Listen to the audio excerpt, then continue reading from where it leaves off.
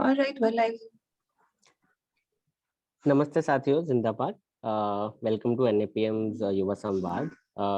Like most of you know, the Yuva Samvad is a collective of young people organizing conversations every Thursday, trying to start a dialogue among youth who are involved with different movements. In this context, we thought it would be good to spend October focusing on all things climate. And the first session is climate and education at school, college levels, and also general education. It goes without saying that the climate crisis has become increasingly pervasive in all of our lives. That's why we are no more calling it only climate change. It's impacting the youth the most. And considering we will be living the realities of climate change to begin tackling an issue of such a large scale, we have to understand climate justice. Ensuring conversations and actions are intersectional, democratic, and topple existing discriminatory and exploitative power, economic and social structures. In today's session, we will be exploring education and climate and brooding upon the question, is our education earth-centric? Education is extremely important in shaping ideas, values, and societal norms. Our education system today is detached from ecology and from ourselves. In order to address climate crisis, we need education systems which are ecocentric and experiential in nature that allow children to think, grow, imagine, and care. Thank you once again to everyone for joining. I will, in a short while, hand over to Fatima before introducing her. She's our moderator today. Fatima is on a journey of exploring education for life from past 10 years. She works with children to see the ecosystem with new lens and develop their understanding for the sustainable future. She runs a creative learning center, which is also focused on organizing environmental consciousness camps. It's called Udaan Learning Center. She's currently joining us from Himachal Pradesh. एक बार बस हिंदी में कहूँगा, नमस्ते साथियों, जिंदाबाद. NAPM के युवा संवाद में आप सबका स्वागत है. जैसा आप में से कई लोग जानते होंगे, युवा संवाद NAPM से जुड़ा हुआ एक प्रोसेस है और हम लोग यहाँ पर प्रयास करते हैं कि जो आजकल के युवा हैं, हम सब मिलकर हर थर्सडे को बातें करें और एक डायलॉग का प्रयास करें ताकि हम सब में आपस में बातचीत हो. और ये हम युवा अलग अलग मुहिमों से जुड़े हैं, अलग अलग कॉजेज से जुड़े हैं, अलग अलग जगहों से हैं. और इसी संदर्भ में हमने सोचा क्यों ना अक्टूबर के महीने में पर्यावरण के बारे में बात करें और आज का जो जलवायु संकट जो है उसके बारे में बात करें. एंड इसी कड़ी में हमारा जो पहला सेशन है वो जलवायु परिवर्तन और एजुकेशन यानी शिक्षा के बारे में है. और ये मतलब ये तो हम सभी जानते हैं कि हमारे सिलेबस में एजुकेशन सिर्फ EVS में ही सिमटा रह जाता है, मगर क्यों ना हम ऐसा कुछ सोचें कि हर सब्जेक्ट में एजुकेशन, हर एजुकेशन, हर सब्जेक्ट में एनवायरनमेंट हो, हर सब्जेक्ट में जलवायु परिवर्तन की बात हो. और जो आज का युवा जो और फ्यूचर का युवा जो सबसे ज्यादा इस जलवायु परिवर्तन से जो अफेक्ट होने वाला है, उसकी आवाज कहाँ पर है, उस प्रयास में हम हमारे ये आज का ही सेशन नहीं, पूरा आगे के 3 सेशन भी होंगे. और हमारे साथ जुड़ी हैं आज के मॉडरेटर फातिमा. मैं उनका एक छोटा सा इंट्रोडक्शन दूंगा. वो पिछले 10 साल से बच्चों के साथ इकोसिस्टम्स को एक नई तरीके से देखने का प्रयास कर रही हैं और वो उड़ान लर्निंग सेंटर के साथ जुड़ी हैं. एंड वो आज हमारे साथ पालमपुर हिमाचल प्रदेश अपने सेंटर से जुड़ी हैं. तो ओवर टू फातिमा. सबको फिर से धन्यवाद. धन्यवाद यश एंड सबको नमस्कार. Thank you very much NAPM का मुझे इस काबिल समझने का कि मैं इसको मॉडरेट कर सकूं. साथियों, मेरा मानना ये है कि प्राकृतिक पर्यावरण ही जीवन है ना. इनफैक्ट प्राकृतिक पर्यावरण जीवन का प्रतीक है और जीवन ही पर्यावरण है जिसका हम एक हिस्सा है. और हमारे पूरे सौर मंडल में एक पृथ्वी ही है जिस पर जीवन है और सारे जो जीव जंतु है, जैविक विविधता जो है हमारी धरती पे, जो बायोडाइवर्सिटी है, हम उसमें से एक बहुत छोटा सा हिस्सा है. परंतु हम इस धरती के कंट्रोलर बन चुके हैं, यानी कि हम प्रकृति को अपने हिसाब से इस्तेमाल करने लगे हैं। और हमारा जो समाज और मनुष्य का जीवन है, वो उसका एकमात्र उद्देश्य विकास, पूंजीवाद और प्रौद्योगिकता बन चुका है। इसको बढ़ावा देना ही हमारा जीवन का उद्देश्य है। हम जो भी करते हैं वो विकास के लिए करते हैं, पूंजीवाद के लिए करते हैं, प्रौद्योगिकता यानी टेक्नोलॉजी के लिए करते हैं। सो which means our lives and learning is motivated by the notion of development, capitalism and technology. We feel that these three terms are jargons, but actually यही हमारा जीवन बन चुका है. For example, these days people have started believing that coding is the future. Coding सिखाना छोटे छोटे बच्चों को is the future, which will develop children's skills in life and help them be capitalistic, provide them to succeed in technological advances. परंतु हम कोई भी ऐसी क्लास नहीं है जिसमें कि बच्चों को ऑर्गेनिक फार्मिंग, ट्री फॉरेस्टिंग, इस एनवायरमेंटल कॉन्शियसनेस, इस तरह का कोई कोर्स कराती हो।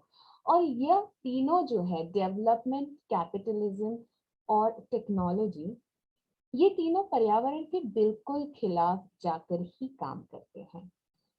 क्योंकि जंगल हरा भरा है तो विकास और पूंजीवाद और टेक्नोलॉजी के एडवांसेस नहीं हो सकते। जैसे एक हरा भरा पेड़ अर्थव्यवस्था यानी कि हमारी इकोनॉमी के किसी काम का नहीं है, वही पेड़ को काटने से हमारी अर्थव्यवस्था में बढ़ावा मिलता है। When a tree is cut, our economy benefits, और उस पेड़ को काट कर वहां इमारत बनाना, कारखाने बनाना, इंडस्ट्री बनाना और उस जगह से प्राकृतिक संसाधनों को निकालने से ही हमारी इकोनॉमी, हमारा कैपिटलिज्म, हमारी अर्थव्यवस्था सब कुछ चलेगी और हमारा कंज्यूमरिज्म, हमारा उपभोक्तावाद चलता रहेगा। सो कैपिटलिज्म मल्टीप्लाई होता है और इसी व्यवस्था को चलाने के लिए हमारे स्कूल यानी कि हमारी शिक्षा व्यवस्था, हमारी एजुकेशन सिस्टम को बनाया गया है। हमारी एजुकेशन सिस्टम को 200 साल पहले ब्रिटिशर्स ने फैक्ट्री स्कूलिंग द्वारा शुरू किया था और वो सिस्टम यही है कि ऐसी स्कूलिंग जिससे कि हम फैक्ट्रीज, इंडस्ट्रीज, बिजनेसेस, इकोनॉमी को बढ़ावा देने के लिए यूज कर सकें।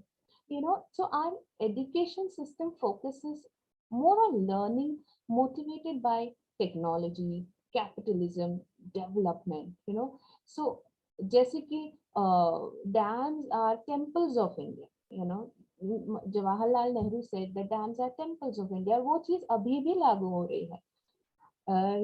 तो ये डेवलपमेंट है और यही हमारे स्कूल की ईवीएस की जो किताबें हैं उसमें पढ़ाया जाता है। उसके जो नुकसान है इसके बारे में नहीं बात की जाती है। And it's completely competition driven.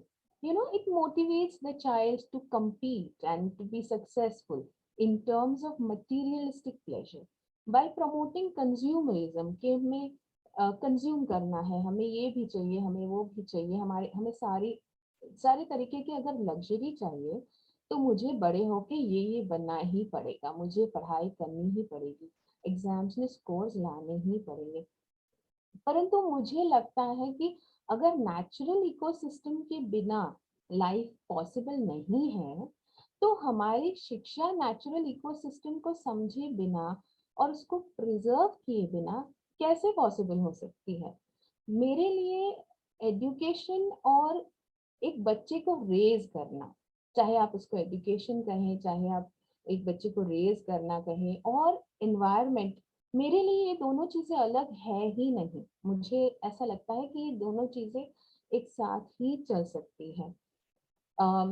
और स्कूल में एक सब्जेक्ट होता है ईवीएस जिसमें एनवायरमेंटल साइंस रिलेटेड कंजर्वेशन और प्रिजर्वेशन की बात होनी चाहिए थी। However, it only creates a narrow understanding of what is our environment. which is nothing but surroundings, you know. It does not focus on natural environment, and there is no exploration. उसमें कोई exploration, बाहर जाकर कुछ community को समझना, हम इंसान ऐसा क्या कर रहे हैं जिससे कि इतना environment degradation हो रहा है, उसकी लिस्टिंग करना, ये कहीं भी नहीं आता है. Our education system does not talk about ecology, natural systems, biodiversity, उसमें interdependence जो species का है, या फिर community related work, या फिर किसी भी तरह का consciousness हमारी education system में के process में नहीं है. And the way our education system works, it does not have any space for critical thinking, you know.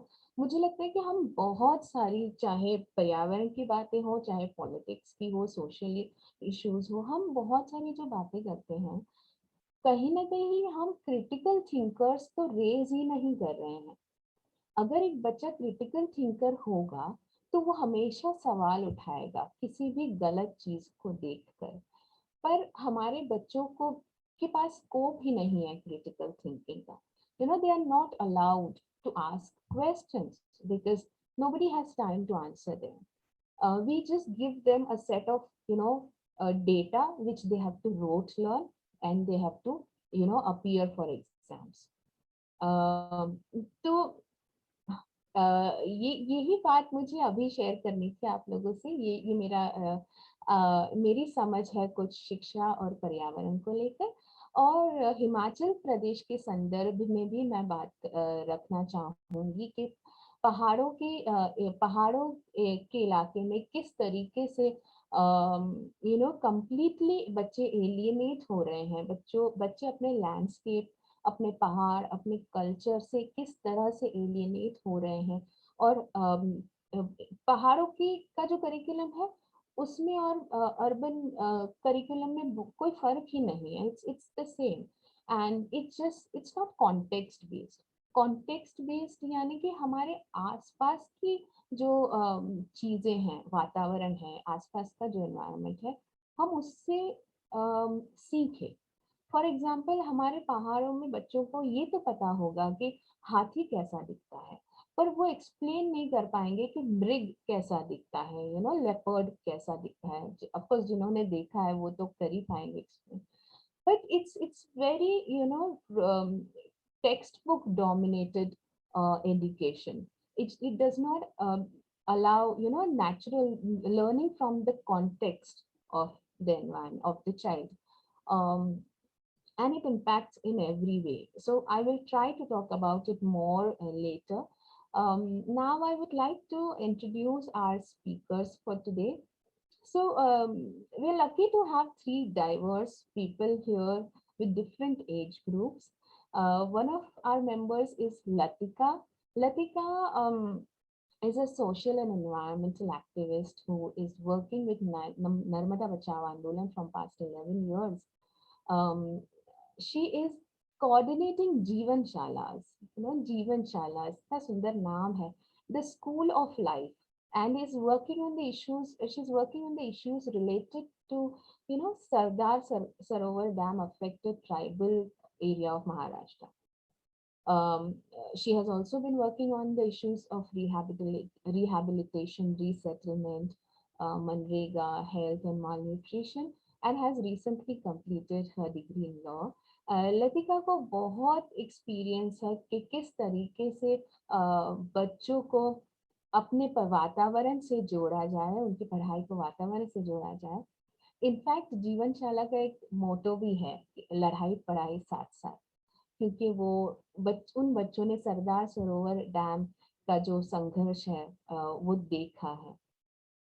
उनके अलावा हमारे साथ एलिस ऑस्टिन बारवा भी है, जो MA एजुकेशन में कर चुकी है अम्बेडकर यूनिवर्सिटी से, और वो ओराओं ट्राइब से बिलोंग करती है, जो छोटा नागपुर, जबलपुर के छोटा नागपुर इलाके में स्थित है. एलिस चाइल्ड राइट्स और इंक्लूसिव लर्निंग स्पेसेस पे काम कर चुकी है. और हमारे साथ हमारी जो तीसरी साथी है वो रिद्धिमा पांडे हैं, जो बहुत छोटी सी है. She is just 13 years old. But at the age of 9, she filed her first petition against the government of India in the National Green Tribunal. And she has been a part of many national platforms representing the young voice of India. So these are our three speakers, and we would like to know about more from Latika ji to begin with. So मैं लतिका जी से ये जानना चाहेंगे हम कि किस तरीके से उन्होंने शिक्षा में एक बदलाव लाने की कोशिश की और जीवनशाला में एक, क्योंकि करिकुलम तो होता ही है हर स्टेट का, पर उसमें एक बदलाव लाना और एक पर्यावरणविद बनाना उस करिकुलम को, ये एक बहुत बड़ा काम होता है जो हर जगह नहीं हो पा रहा है। इसको टीचर्स को ओनरशिप लेनी पड़ती है इसकी। और इसलिए मैं लतिका जी को इनवाइट करना चाहूंगी कि आप अपने एक्सपीरियंसेस शेयर करें और किस तरीके से आप अपने संघर्ष को शिक्षा में जोड़ते हैं। जी। Thank you Fatima. सभी साथियों को जिंदाबाद। मैं लतिका, नर्मदा बचाओ आंदोलन की तरफ से। मैं पहले ही कहना चाहूंगी कि रेंज का, नेटवर्क का बहुत इशू चल रहा है, तो शायद बीच में मैं वीडियो बंद कर दूं। तो बेसिकली NAPM इंडिया को मैं धन्यवाद देना चाहूंगी कि उन्होंने क्लाइमेट चेंज एंड एजुकेशन के ऊपर नर्मदा बचाओ आंदोलन के कार्यकर्ताओं को बुलाया। तो मैं शुरू करना चाहूंगी कि हम क्लाइमेट चेंज की जब बात करते हैं तब क्लाइमेट चेंज मतलब क्या, अगर मैं ये सोचूं तो मुझे लगता है कि कार्बन एमिशन जिस तरीके से बढ़ रहा है और सभी एक्टिविटीज जिसमें डिस्ट्रक्शन ऑफ नेचर होता है, कृषि पर प्रभाव जिस तरीके से हो रहा है, ग्रीन हाउस इफेक्ट हो या फिर ऑक्सीजन छोड़ने वाले सब स्रोत एक तरीके से खत्म हो रहे हैं। और हम देख रहे हैं कि उसमें ट्रीज है, फॉरेस्ट है, फिर स्पीशीज है, वो भी खत्म हो रही है। इसकी वजह से टेम्परेचर का बढ़ना और कार्बन एमिशन की एक्टिविटीज का बढ़ना, और जिसकी वजह से एनर्जी और थर्मल पावर जो है, जिसका मुख्य आधार कोल है, तो कार्बन एमिशन बढ़ रहा है, जिसकी वजह से टेम्परेचर बढ़ रहा है, जिसकी वजह से भयंकर सूखा, कहीं बाढ़, कहीं बारिश, कहीं ठंड, कहीं भयंकर धूप, ऐसी सब बातें नजर आ रही है। और मानवीय जीवन पे इसका प्रभाव क्या हो रहा है, तो मुझे लगता है कि डेंगू, बुखार, फिर मलेरिया जैसी गंभीर बीमारियां जो है, वो हमें त्वचा जलन जैसी गंभीर बीमारियों का सामना हमें करना पड़ रहा है। और हर एक जगह पे अगर हम देखें तो 1 से 2 डिग्री तक टेम्परेचर में मतलब टेम्परेचर बढ़ रहा है, और 2 डिग्री तक टेम्परेचर बढ़ना नहीं देना चाहिए। जो टेम्परेचर बढ़ रहा है उसकी वजह से बहुत ज्यादा नुकसान हो रहा है, खेती का नुकसान हो रहा है, फिर पानी का वेपराइजेशन ज्यादा हो रहा है, और यह सब परिणाम या इफेक्ट्स जो भी कहे हमें दिखाई दे रहे हैं। तो हम मतलब मैं एजुकेशन में हम सब इसका समायोजन कैसे कर सकते हैं, तो मैं जिस क्षेत्र में काम कर रही हूँ वो खास करके आदिवासी क्षेत्र है। तो आदिवासी क्षेत्र इस सभी दृष्टि से बहुत महत्वपूर्ण और योग्य रहा है, क्योंकि वहां पे इस आदिवासी क्षेत्र में जल जंगल जमीन के अधिकार देकर उसका सिर्फ कंजर्वेशन कैसा किया जाए, अधिकार तो दिए हैं लेकिन फिर जंगल वहां खत्म नहीं करना है, तो जंगल को बचाना है, उसका संवर्धन जरूरी है। यह हमें विद्यार्थियों को पढ़ाना हमें लगता है कि बहुत जरूरी था, और इसलिए फिर यह सब जगह पर, और यह केवल आदिवासी क्षेत्र में नहीं तो हर जगह पर विद्यार्थियों को पढ़ाना जरूरी लगता है, जिसके लिए हमने जीवनशालाएं खोली। 1992 में पहली जीवनशाला हमारी मणिबली में शुरू हुई, जहाँ पे जंगल और अपनी शाला और अपना जल, अपना जीवन, सब कुछ बचाने के लिए एक संघर्ष खड़ा हुआ, जो नर्मदा बचाओ आंदोलन हम सब जानते हैं जिसके बारे में। तो फॉर जंगल का एक अलग महत्व है, जिसके लिए हमारी जो जीवनशालाएं चलती है, जिसमें टीचर्स भी काफी ज्यादातर पैमाने पर आदिवासी क्षेत्र से ही है, जिसमें हम जंगल कोठी या जंगल सफर करना जरूरी मानते हैं।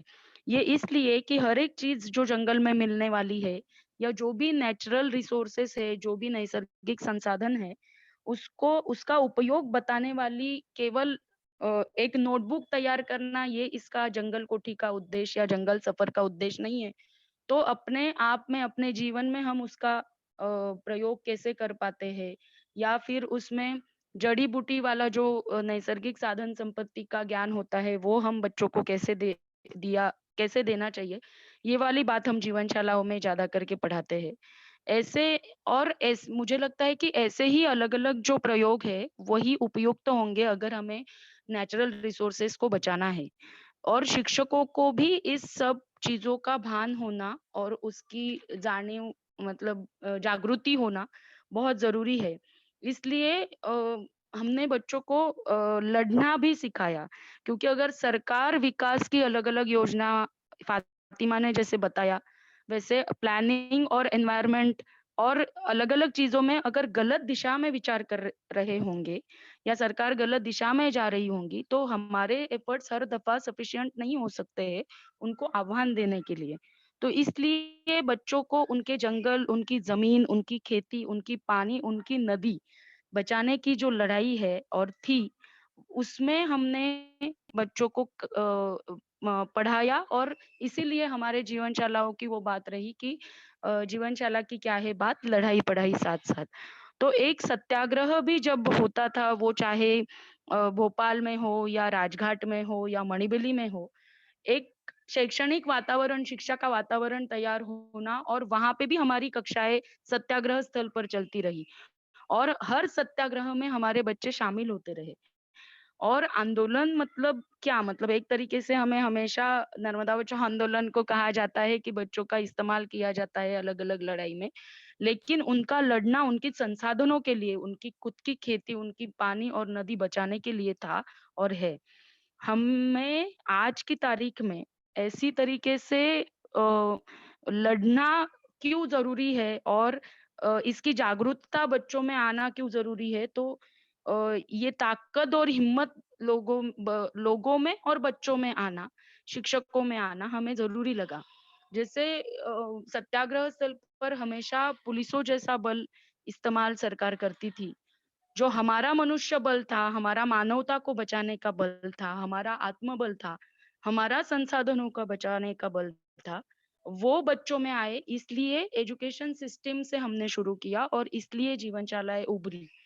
बच्चों में संसाधनों को बचाने की ताकत या लड़ने की ताकत, फिर वो धैर्य आना, हिम्मत आना और आत्मविश्वास आना ज़रूरी था, यह हमने समझा, और यह जीवनशालाओं में आज भी पढ़ाया जाता है। और यह देना हमें ज़रूरी लगता है, क्योंकि बहुत लोगों का कहना है कि शिक्षा का मतलब संघर्ष की ज़रूरत नहीं है। ऐसा नहीं है। शिक्षा लेते हुए भी संघर्ष का भान होना और आना ज़रूरी है। यही बच्चों को पढ़ाना और तैयार करना, एक सच्चा नागरिक करके तैयार करना, मेरे ख़्याल से उस दिशा में तैयार करना, यह आज के तारीख में बहुत महत्वपूर्ण है। और अन्याय के खिलाफ लड़ने की ताकत, हिम्मत के लिए जीवन में संघर्ष ज़रूरी है। उनके जो मतलब नर्मदा बचाओ आंदोलन का अगर हम देखें तो 6488 हेक्टेयर जंगल ज़मीन जो डूब में गई, उसके इसमें जो कंपेंसेटरी एफॉरेस्टेशन होना चाहिए था, वो आज भी नहीं हुआ है। जो पुनर्वास होना चाहिए था, वो आज भी नहीं हुआ है, और आज भी पहाड़ों में सरकारी स्कूलें नहीं चलती है। तो जैसे गांधी जी की नई तालीम की मैं बात रखूँगी कि जिसमें मन, मेंदू और मनगढ़, यह तीनों जो चीज़ें थी उसको आधार मानकर शिक्षा का आयोजन किया था या करना चाहिए, यह सीख थी। तो उस दृष्टि से शिक्षा का आयोजन होना मेरे ख़्याल से ज़रूरी है। जिसमें मन अगर हम देखें, मतलब हमारा माइंड, तो वो संवेदनापूर्ण होना चाहिए। जिसमें विस्थापन जैसा मुद्दा हो या भ्रष्टाचार जैसा मुद्दा हो या अपने खुद के संसाधन बचाने वाली बात हो या नेचुरल रिसोर्सेज को अच्छी तरीके से आगे बढ़ाने की बात हो, तो इसमें संवेदना होना ये बहुत ज़रूरी हम मानते हैं। तहसील ऑफिस हो या पोस्ट ऑफिस हो जैसे कार्यालयों में बच्चों को लेकर जाना, जिससे व्यवस्था कैसी होती है, इसका एक अनुभव देना, यह चीज़ें बच्चों को पढ़ाना, ये इसलिए ज़रूरी है कि क्लाइमेट चेंज, यह किसी भी सोशल चेंज में यह पूर्व तैयारी, प्रिपरेटरी एक्शन करके हमारे ख़्याल से माना जाना चाहिए। तो शिक्षकों की जो तैयारी की मैं बात करूँगी कि जो इसलिए वो बहुत ज़रूरी है, और गाँव को जोड़ के रखने की जो बात नर्मदा बचाओ आंदोलन ने और जीवनशालाओं ने हमेशा कही है, लोगों को बचाने की बात हमेशा कही है, वो इसलिए गाँवों को जोड़ना या लोगों को जोड़ना इसलिए हम जीवनशालाओं में और नर्मदा आंदोलन में भी महत्वपूर्ण मानते हैं क्योंकि बच्चों के कार्य से भी एक अलग-अलग प्रेरणा मिलती है।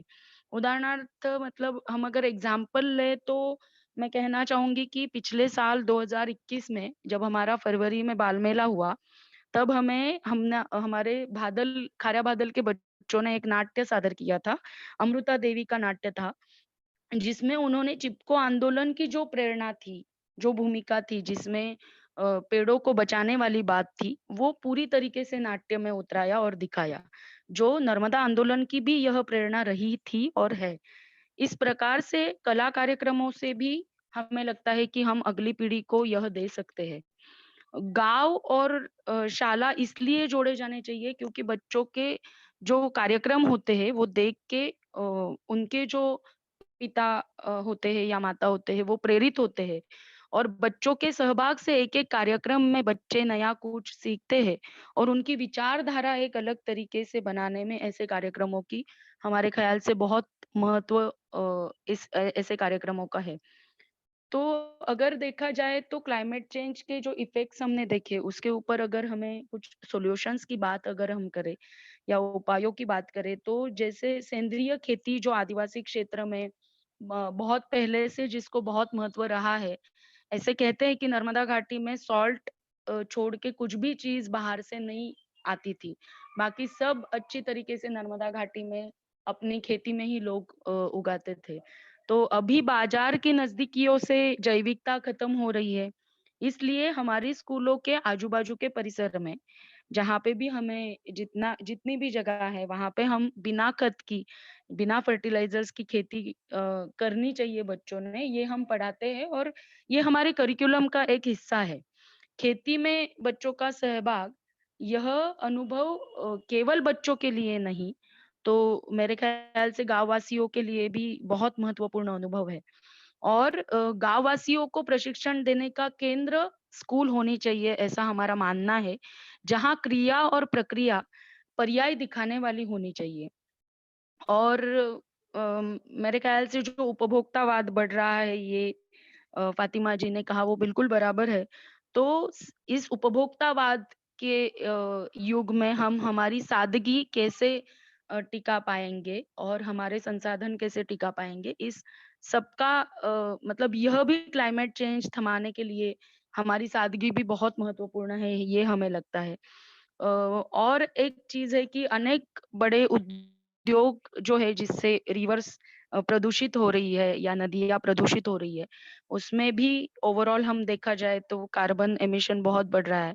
ये सब एक्टिविटीज़ कहीं न कहीं कम होनी चाहिए और एनर्जी का कम से कम उपयोग होना चाहिए। हमारे देश में लगभग 60% थर्मल पावर यूज़ होता है और आजकल तो ऐसा है कि कूलिंग के लिए ज़्यादा से ज़्यादा एनर्जी का उपयोग होता है। पहले एनर्जी हीट के लिए ज़्यादा उपयोग करते थे, लेकिन अभी मुंबई जैसे शहर का अगर हम देखें तो 40% ऑफ एनर्जी कूलिंग के लिए जिसका उपयोग हो रहा है। तो हीट ही टेम्परेचर में इतनी बढ़ी हुई है कि एनर्जी कूलिंग के लिए ज़्यादा से ज़्यादा यूटिलाइज़ की जा रही है। यह सब अगर हमें बदलना है, तो विकास की परिभाषा जो नर्मदा बचाओ आंदोलन की पहले से भूमिका रही है, वो हमें बदलनी होगी।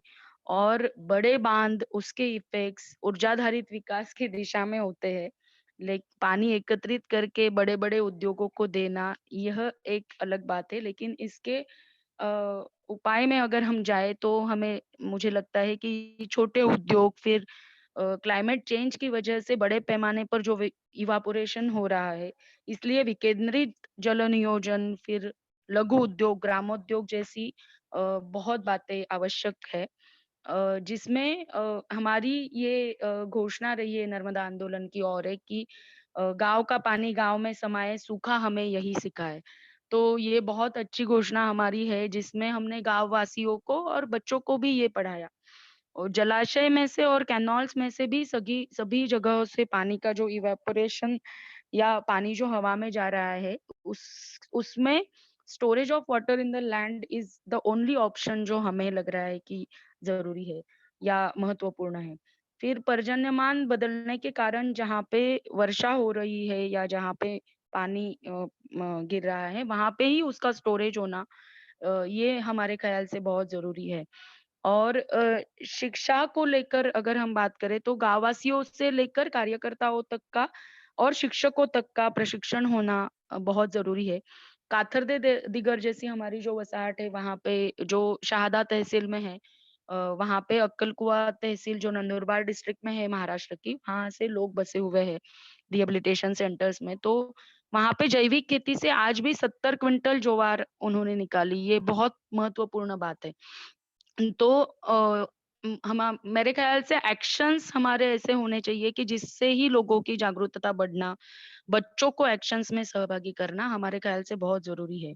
केवल आर्टिकल लिख के या ऑनलाइन एजुकेशन से यह संभव नहीं है। ऐसे एक्शन कार्यक्रमों में से ही बच्चों का आत्मविश्वास बढ़ता है, जो प्रेरणा मिलती है, जो दिशा मिलती है, वह हमारे क्लाइमेट चेंज, फिर social change, economic change, political change के लिए हम मेरे ख़्याल से बहुत ज़रूरी ठहरती है।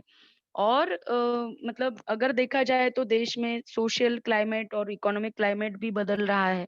तो इस बारे में भी हम सब एक है का सामाजिक भान बच्चों को देना ज़रूरी समझते हैं, जो जीवनशालाओं में पढ़ाया जाता है। इसमें मैं थोड़ी-सी ये बात करना चाहूँगी कि अ जो भी मुद्दे अभी तक के मेरे थे जिसमें आदिवासी और ग्रामीण क्षेत्र खास करके था। शहरी क्षेत्र में मेरे ख़्याल से अलग-अलग उपाय हम कर सकते हैं जिसमें गैलरी में खेती है या फिर गार्डन में खेती है। रेन वाटर हार्वेस्टिंग जैसे कार्यक्रमों के लिए बच्चों ने आग्रह करना ज़रूरी है। एसी का उपयोग जहाँ पे भी कम है, वहाँ जहाँ पे पॉसिबल है वहाँ पे हम कम से कम करें। फिर इलेक्ट्रॉनिक्स गैजेट्स हम कम तरीके में यूज़ करें, फिर प्लास्टिक वेस्ट और इलेक्ट्रॉनिक्स वेस्ट जैसी चीज़ें हैं जिसका प्रॉपर डिस्पोज़ल होना चाहिए। ये टीचिंग फैक्टर्स में होना या एजुकेशन में होना, एजुकेशन सिस्टम में होना मेरे ख़्याल से बहुत ज़रूरी है। अ, यह स्कूल एजुकेशन में बच्चों को पढ़ाए पढ़ाए जाना और क्योंकि बच्चे स्कूल में पढ़कर घर में उसका अनुकरण करते हैं और पेरेंट्स को भी वह चीज़ें करने के लिए मजबूर करते हैं। तो मेरे ख़्याल से हम जीवनशालाओं में जो भी प्रयास कर रहे हैं, वो सभी शालाएँ और हर जगह होनी चाहिए, ऐसा मेरा मानना है। जो अलग-अलग प्रयोगशील शालाओं में से ही ये संभव है, ऐसा मुझे लगता है। तो ये अगर हर जगह होगा, तो शायद क्लाइमेट चेंज और एजुकेशन के बारे में फिर अलग-अलग एक धारणाएँ और विचारधारा तैयार होगी और एक अलग दिशा में फिर जो बच्चे हैं, वो जाएँगे, ऐसा मुझे लगता है। Thank you very much. जी, धन्यवाद लतिका जी। अम, हम आगे भी अ, चर्चा में आपसे और बातचीत करेंगे। मैं अब एलिस ऑस्टिन बारवा को इनवाइट करना चाहूंगी।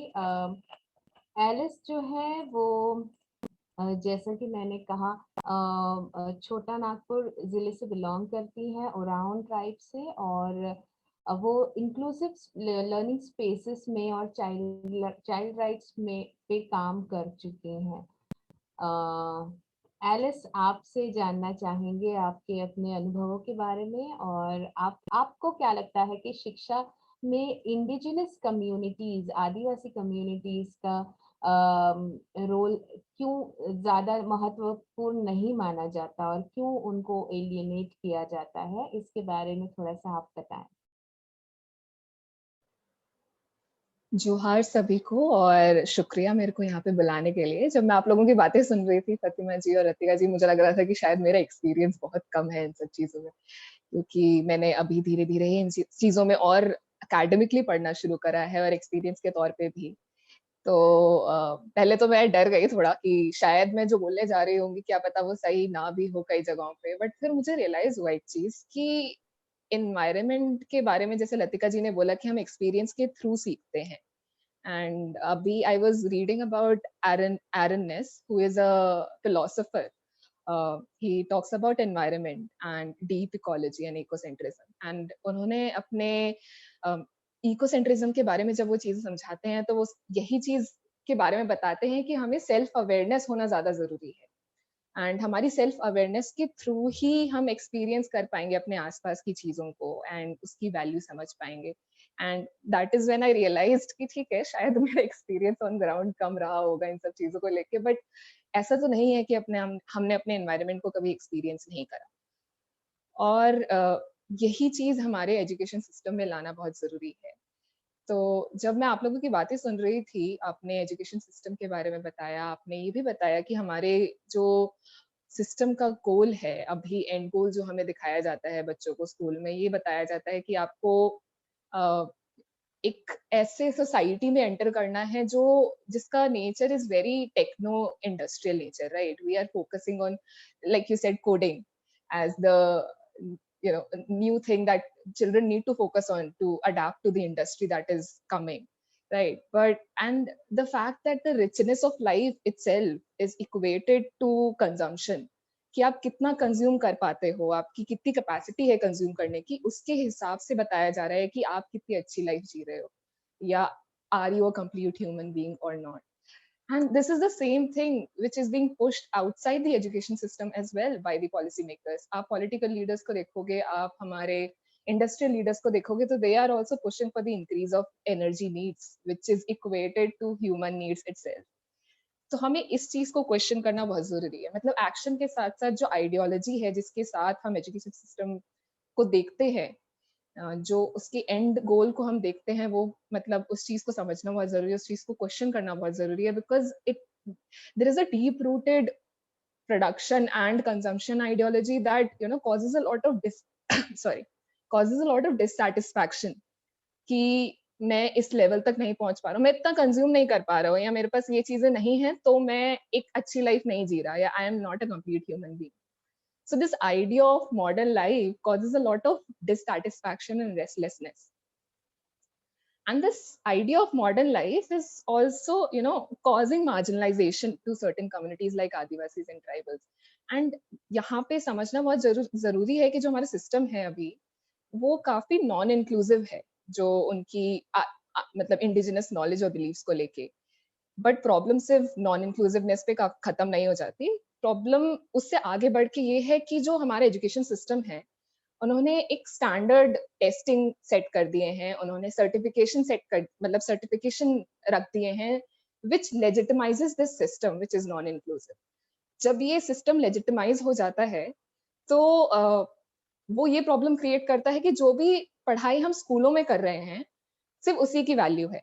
तो जो भी चीज स्कूल से बाहर है, जो भी नॉलेज या बिलीफ सिस्टम स्कूल से बाहर है, which is mostly the non dominant communities, जो ऑपरेस्ड कम्युनिटीज होती हैं, उनकी नॉलेज जो नॉलेज सिस्टम से बाहर है, उसका कोई वैल्यू नहीं है. एंड जब और फनी पार्ट ये है इन सब चीजों का, मुझे लगता है कि जो स्टैंडर्डाइज टेस्टिंग है हमारी, या फिर सर्टिफिकेशन है, इनका फोकस सिर्फ हमारे लिंग्विस्टिक इंटेलिजेंस पे होता है, लॉजिकल इंटेलिजेंस पे होता है, या फैक्चुअल इंटेलिजेंस पे होता है.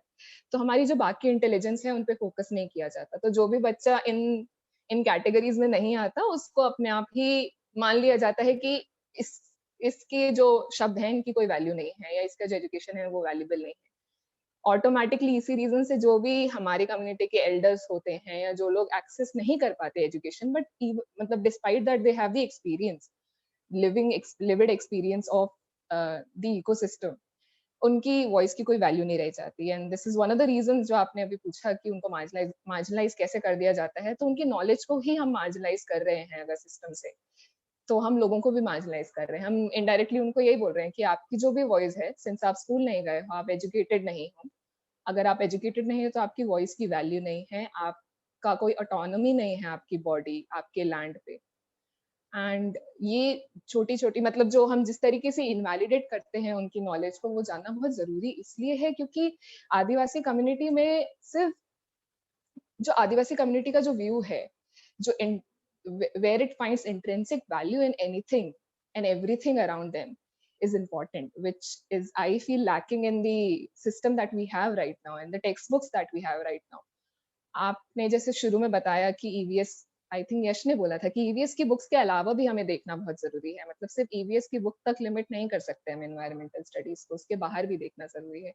अभी कुछ समय पहले मैं अपने नीज वगैरह जो हैं गाँव में उनकी बुक्स वगैरह देख रही थी, छत्तीसगढ़ बोर्ड की बुक्स एंड इंग्लिश की बुक्स देख रही थी मैं उनकी। तो उसमें एक एक चैप्टर है जिसमें डायरी एंट्री करी है, मतलब डायरी एंट्री करी है वो स्टोरी में, एंड उसमें वो बस्तर की स्टोरी बता रहे हैं कि हमने बस्तर में ट्रैवल करा, हमने ये देखा। एंड आप उसकी लैंग्वेज से उसमें लैंग्वेज जो यूज करी गई है, आप उससे समझ जाओगे कि नेचर को सिर्फ एक एस्थेटिक की तरह देखा जा रहा है। और अगर आप साइंस की बुक्स में पढ़ते हो, ईवीएस की बुक्स में पढ़ते हो, तो काफी टाइम नेचर को सिर्फ यूटिलिटी के पर्सपेक्टिव से देखा जाता है कि हमारे रिश्ते में क्या, मतलब नेचर और मेरे रिश्ते में मेरा कितना फायदा हो रहा है। तो उससे बढ़कर हमें देखना, मतलब ये चीज देखनी जरूरी है। तो वो चीज टेक्स्ट बुक से गायब है। तो मेरा अभी तक का एक्सपीरियंस जितना रहा है, और अभी एजुकेशन में पढ़ाई कर रही हूँ, तो जब हम बुक्स वगैरह पढ़ते हैं, हम समझने की कोशिश करते हैं, तो मेरे को यही दिखता है कि हमारी जो वैल्यू सिस्टम है, जो हमारी आइडियोलॉजीज है, उस पर फोकस करना भी बहुत जरूरी है, क्योंकि जो हमारी इमीडिएट बिलीव्स हैं वही हमारे जो आगे के गोल हैं उनको काफी हद तक सेट करती है।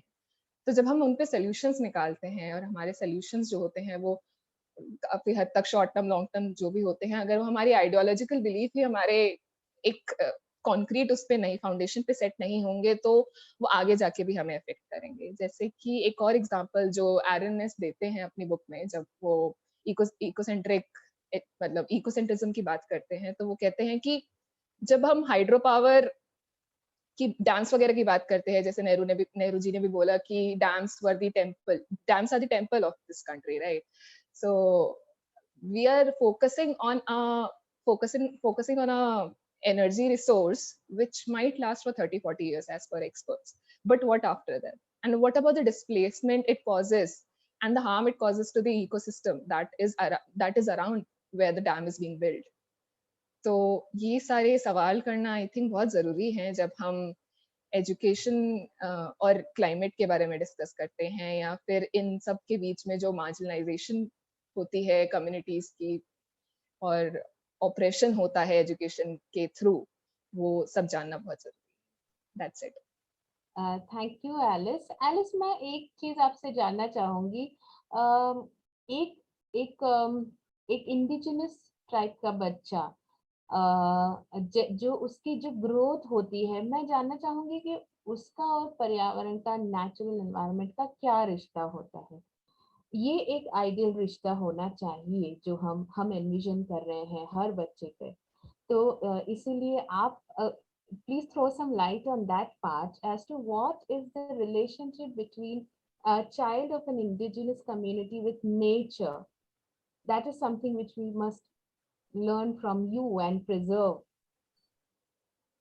मुझे आपके इस सवाल से एक बहुत छोटी सी स्टोरी नहीं, रियलिटी है। तो सोनी सूरी जी से हमारी बात हो रही थी डिस्कशन में, और उन्होंने शेयर करा था हिडमे मार्कम, जो अभी पॉलिटिकल प्रिजनर हैं।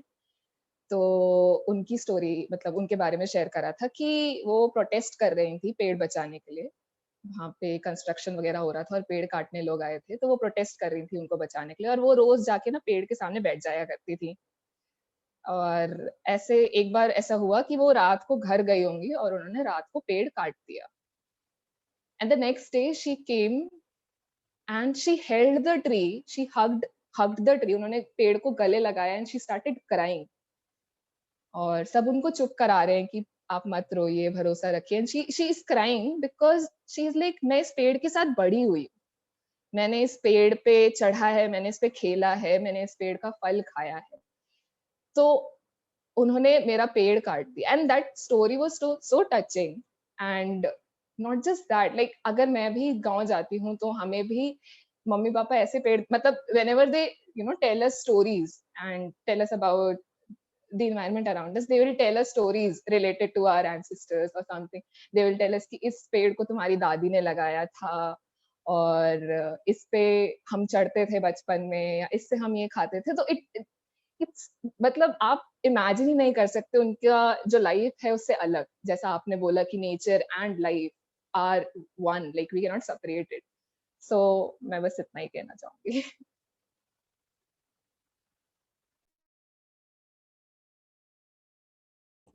थैंक यू एलिस, धन्यवाद।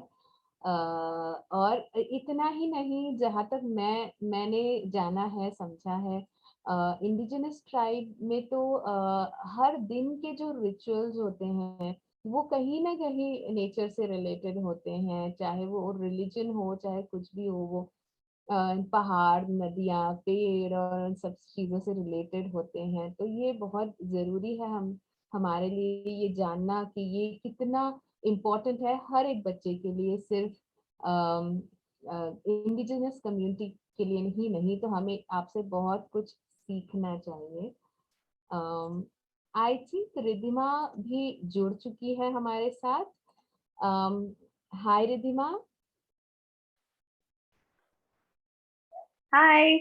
हाय रिद्धिमा।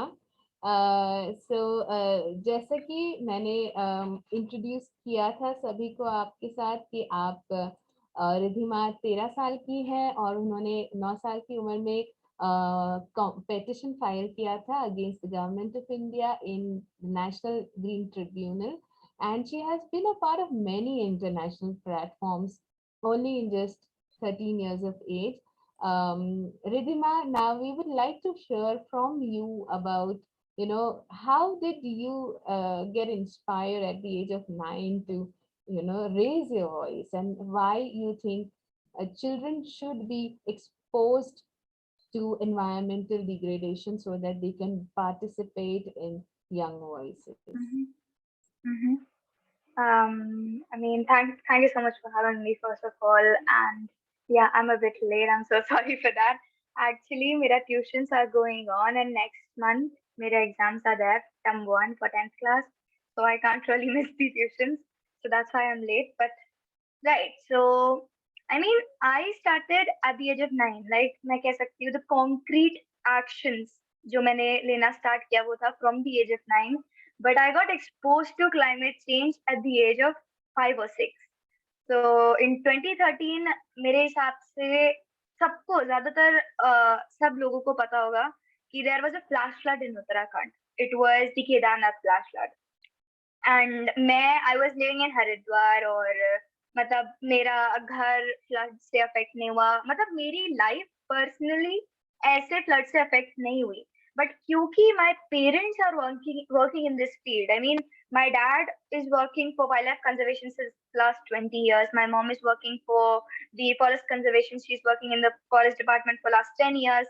तो मतलब कहीं ना कहीं I was connected to the environment since the very beginning of my life. और क्योंकि जब फ्लैश फ्लड आया and my parents are very active into मतलब they love kind of seeing the news and see what's happening and to be updated on what's happening. So my mom, she was watching the television like 24/7. हमारे घर में news channels के अलावा उस time पे और कुछ नहीं चल रहा था. This I can remember for sure. And मतलब मेरी mom was watching the news and मेरे पापा went to rescue the animals there with his team. तो मम्मा टीवी पे न्यूज देख रही थी, तो we had only one TV at our home, तो हमारे पास कोई और ऑप्शन नहीं था. मेरे पास कोई और ऑप्शन नहीं था रादर देन सीइंग जो वो देख रही थी. तो उस टाइम पे I realise what has happened और वो मतलब वो क्या देख रहे थे. So at that point of time I realised कि मतलब कुछ ऐसा डिस्ट्रक्शन हुआ है जिसकी वजह से कई बच्चों ने अपने पेरेंट्स को खो दिया है, अपने घरों को खो दिया है, and there has been a huge destruction overall. So that was the point of time जब मैंने अपने मम्मा से पूछा कि ये हुआ क्या. And from that point of time when she told me about that this was a flash flood, she told me about how usually flash flood occurs, like she told me about cloud bursts, rain, and all those things. And from that point of time till aaj tak, I am one who is hell scared of cloud bursts, axis raining, thundering, especially at night. So I used to have nightmares ki I died because of a flash flood, or I lost my parents, or I am in the water, I can't see anything, or I don't know where to go, or I lost everyone except for me and my brother, and we don't know where to go. I can't find my pets. And so I had like numerous, I can say, nightmares. And that was the point of time when I realized I want to do something to stop flash floods. So उस time पे मुझे नहीं पता था कि it's a natural thing, and I can't really do much to stop it. जो चीज मुझे पता थी वो ये थी कि I don't want to die because of a flash flood, or I don't want to be scared of losing my house or parents one day. तो ये एक सबसे बड़ा रीजन था मैंने अपने पेरेंट्स से पूछा कि what was the reason behind that flash flood, and how can I stop flash floods from occurring? और वो एक टाइम था when I was for the very first time I was introduced to climate change and global warming. और क्योंकि मेरे मम्मा ने जो कहा था वो ये था कि our human emissions is the one responsible for climate change and global warming. तो उन्होंने मेरे को ये कहा कि हम जो emissions करते हैं, emissions पता है, I was like yes. और उन्होंने कहा हमारे इमिशंस की वजह से, हमारी बुरी आदतों की वजह से और हमारे सेल्फिशनेस की वजह से कि हमें और चाहिए, इन सब चीजों की वजह से क्लाइमेट चेंज और ग्लोबल वार्मिंग हो रही है और this is going to affect you the most. And that point of time मेरे लिए सिर्फ कार्स लिमिट करती थी क्योंकि मैं 5 या 6 साल की थी, तो मैंने सिर्फ कार्स देखी थी. आई नेवर सॉ प्लेन, मतलब मुझे पता था plains are there, other things are there, but the only thing that I knew was कि सिर्फ कार emit करती हैं, सिर्फ cars से pollution होता है and stuff like that. So I was hella confused, कि हम कार चलाते हैं, मतलब पेरेंट्स हमारे कार चलाते हैं तो उससे टेम्परेचर कैसे बढ़ सकता है? And I mean even if the temperature is increasing, वो हमारे लिए बुरा क्यों हो सकता है? And I mean I had numerous questions and that I can say led me to learning more, and my fear of dying or losing my parents one day was, I can say one of my biggest inspiration. I am a climate activist, or why I started taking action. Thank you, Ridhima. मैं थोड़ा सा ये भी जानना चाह रही थी कि what do you think, why you started at an early age, but why do you think other children, or why do you think what do you think our schools or education system should involve in our education so that every child is conscious, and it's not just about it should be so casual that it's our environment, we live in this environment. Like you experienced the floods and you raised your consciousness. So why do you think our children are alienated from our resource, our land and landscape, and the disasters? I mean, I think one of the biggest problem could be that firstly it's just that most of the people from the older generation, I won't say everyone, but most of the people from older generation are just centered about how can they have more profit, working more, having more luxury, and they never really, because it's just like from the very beginning I used to hear these things a lot कि अच्छा इधर पेड़ कटे, we shouldn't do that, ये बहुत बुरा हुआ, इधर पोचिंग हुई, ये बहुत बुरा हुआ, and ये species अब आज इस लिस्ट में आ गई है, endangered हो गई, ये extinct होने वाली है, या मतलब I used to hear these things a lot, and I always used to see my mom is going for tree plantation, or मतलब they're talking about कि सिर्फ plantation हो रहा है, and the plants are not really surviving and stuff like that. So after because so I was used to listening these kind of conversations since the very childhood, and that I can say inculcated this thing in me that I have to respect the nature. I have to respect this whole entire ecosystem, because that's one of the thing which makes me survive on this planet, which I can say is obviously missing in our curriculum, because I am a student myself and I've seen the thing is, if there is any chapter related to there is any concept related to say climate change in basic, teacher would be acha isko read karo, and she'll give us just a little very little information which I can say a very small child would know if they're going to school. I mean, if they're not as small as I was when I heard of climate change, most of the kids would know about that, but they never really tell them the reality in a broader perspective. And we have classes for say arts and stuff like that, we have extra classes for other things, but we never have a specific class or a specific time period where they will teach us about the importance of environment in our life, or how we can conserve that, and importance of the ecosystem and stuff like that. It never really happens, and I can say that sort of could be one of the reasons why most of the kids are not aware about this thing, so they don't really want to be a part of the fight that we all are having right now. And at the same time, what I can say is that, you know, why youths should take action and should be in this fight is because at the very end they are going to be the one, you know, bearing all the consequences. We are going to be the one who are going to struggle, and you know, our future is being destroyed right now, and you know, our life is being destroyed right now, and you know, there is just nothing that the older generation is tending to left for us, you know. So they inherited this beautiful world, but now they're just, you know, destroying it and making it a hell for us to live in. So I can say that sort of is one of the reasons why we should be acting, because we are one of the most vulnerable right now, and we will be, you know, the most vulnerable in the coming years as well. And yeah, I mean, the very most important thing should be, you know, as we have those trips, you know, because I only had one trip, you know, throughout my session, and that was to a mall. You know, we went to a mall, we, you know, went to this, you know, haunted house and stuff like that, we went to the McDonald's and stuff like that. So we did this thing. I was very small back then, and you know, we have these kind of trips, we have, you know, trips for sports and stuff like that, but we never have that kind of trip where, you know, we go to a place, you know, which was greener earlier, but now it's been destroyed because of, you know, some work. Like, you know, as of here in my place, there has been an area called Thano Forest, which was going to be, you know, chopped off just to increase the airport, just to expand the airport. And, you know, kids should know about that. You know, they should go to that place. They should learn the importance, and they should know why is it important and why it should be conserved.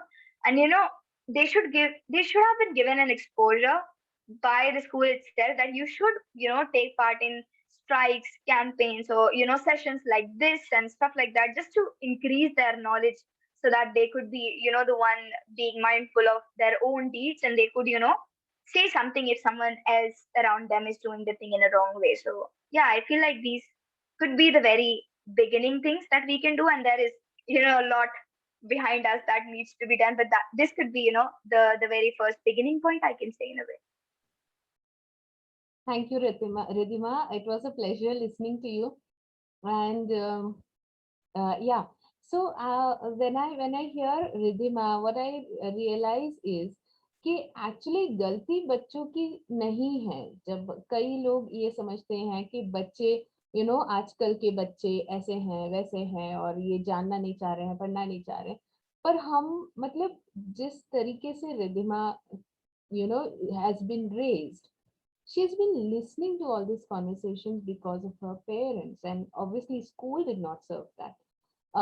When I was listening to Ridhima, I could actually relate it to with my child, because when my child, when I live in Himachal Pradesh from past 7 years, but we often go to Mumbai, and when we go to Mumbai, my son is 9-year-old, and he says, मम्मा आप हिमाचल प्रदेश में क्यों workshops करते हो, आप plastic के जो workshops करते हो प्लास्टिक पोल्यूशन के बारे में, वो मुंबई में क्यों नहीं करते हो?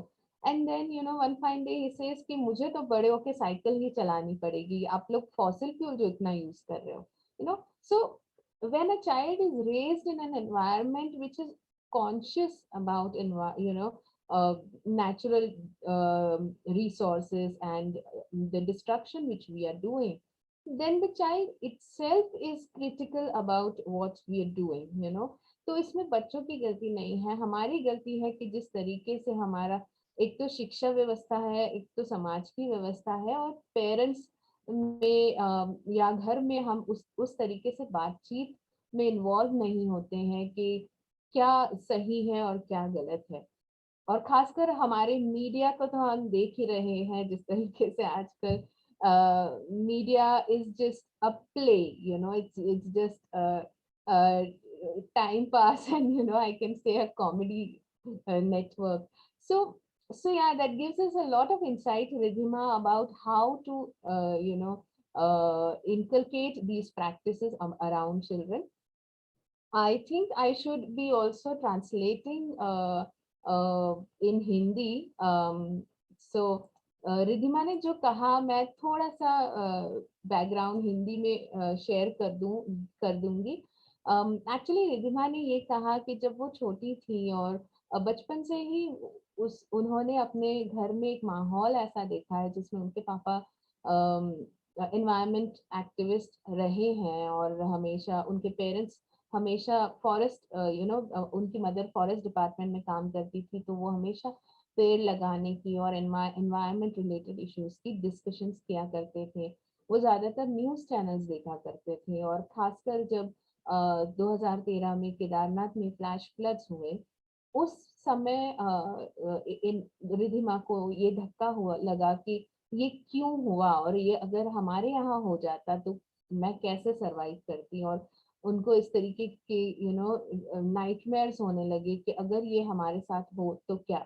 और थैंकफुली उनके पेरेंट्स ने उनको इस तरीके से ग्रूम किया, समझाया कि ये फ्लैश फ्लड्स हमारे कारण हुए हैं, क्योंकि हम हमारी वजह से एमिशन इतने हुए जिसकी वजह से क्लाइमेट में चेंज आया।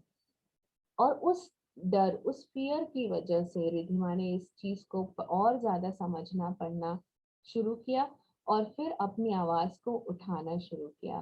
तो उन्होंने ये कहा कि वो जो उनको फियर था, वो चाहती थी कि फ्यूचर में चीजें बदले, और जो हमारी पीढ़ी, जो उनके पेरेंट्स की जो पीढ़ी की गलतियां हैं, वो उनको और उनकी आने वाली पीढ़ियों को ना दोहरानी पड़े। और इसलिए रिद्धिमा ने इस तरीके के एक्शंस लिए। तो Yash, would you like to add anything?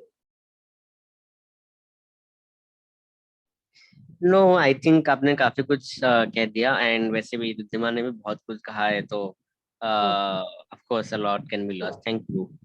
Thank you. तो मैं लतिका जी से एक जी okay, actually Yogendra ji was raising hand. Shall we take some questions? Yogendra ji?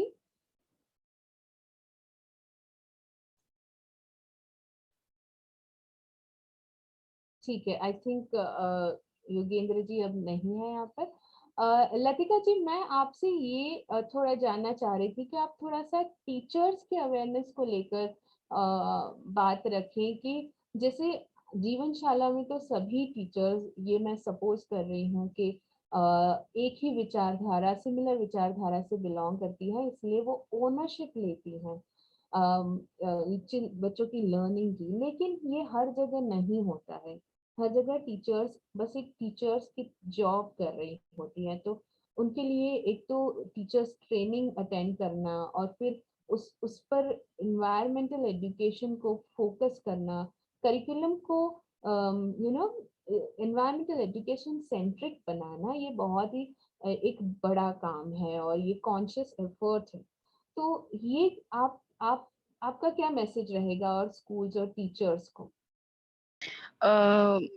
Fatima, actually क्या है कि अगर देखा जाए तो international panel on climate change जो था आईपीसीसी, उनका जो रिपोर्ट आया उनका, जिसमें 130 देशों के 2000 वैज्ञानिकों के प्रयासों पर आईपीसीसी ने ये कहा था कि पिछले 50 वर्षों के दौरान दर्ज की गई पृथ्वी के तापमान की वृद्धि ये विभिन्न मानवीय गतिविधियों का ही परिणाम है। तो टीचर्स को पहले तो ये बात समझनी होगी कि ये जो भी हमारा क्लाइमेट चेंज वाला मुद्दा है वो हमारे संसाधनों को बचाने के लिए या हमारे नेचुरल रिसोर्सेज बचाने के लिए या फिर एनवायरनमेंट से कैसा जुड़ा हुआ है।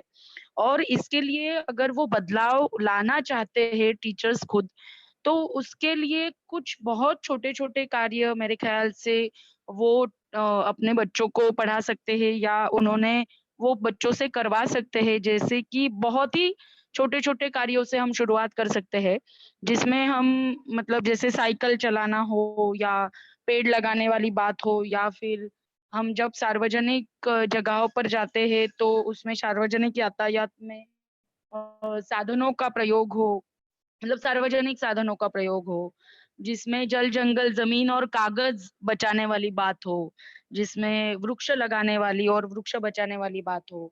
फिर बिजली को क्यों बचाना ज़रूरी है, फिर जब भी संभव है तब पैदल चलना। तो ये बहुत-सी मेरे ख़्याल से वर्षा जल का संचयन करना, या फिर जो भी चीज़ें हम इस्तेमाल करते हैं, तो इस्तेमाल के बाद जो चीज़ें फेंक दी जाने वाली चीज़ें होती है, के वस्तुओं का अत्यधिक प्रयोग कैसे किया जाए। फिर हमारे जीवनशालाओं में तो इलेक्ट्रिसिटी है नहीं, तो उसमें तो हम यही संदेश देते हैं कि दिन में ज़्यादा से ज़्यादा प्राकृतिक रोशनी का प्रयोग करो।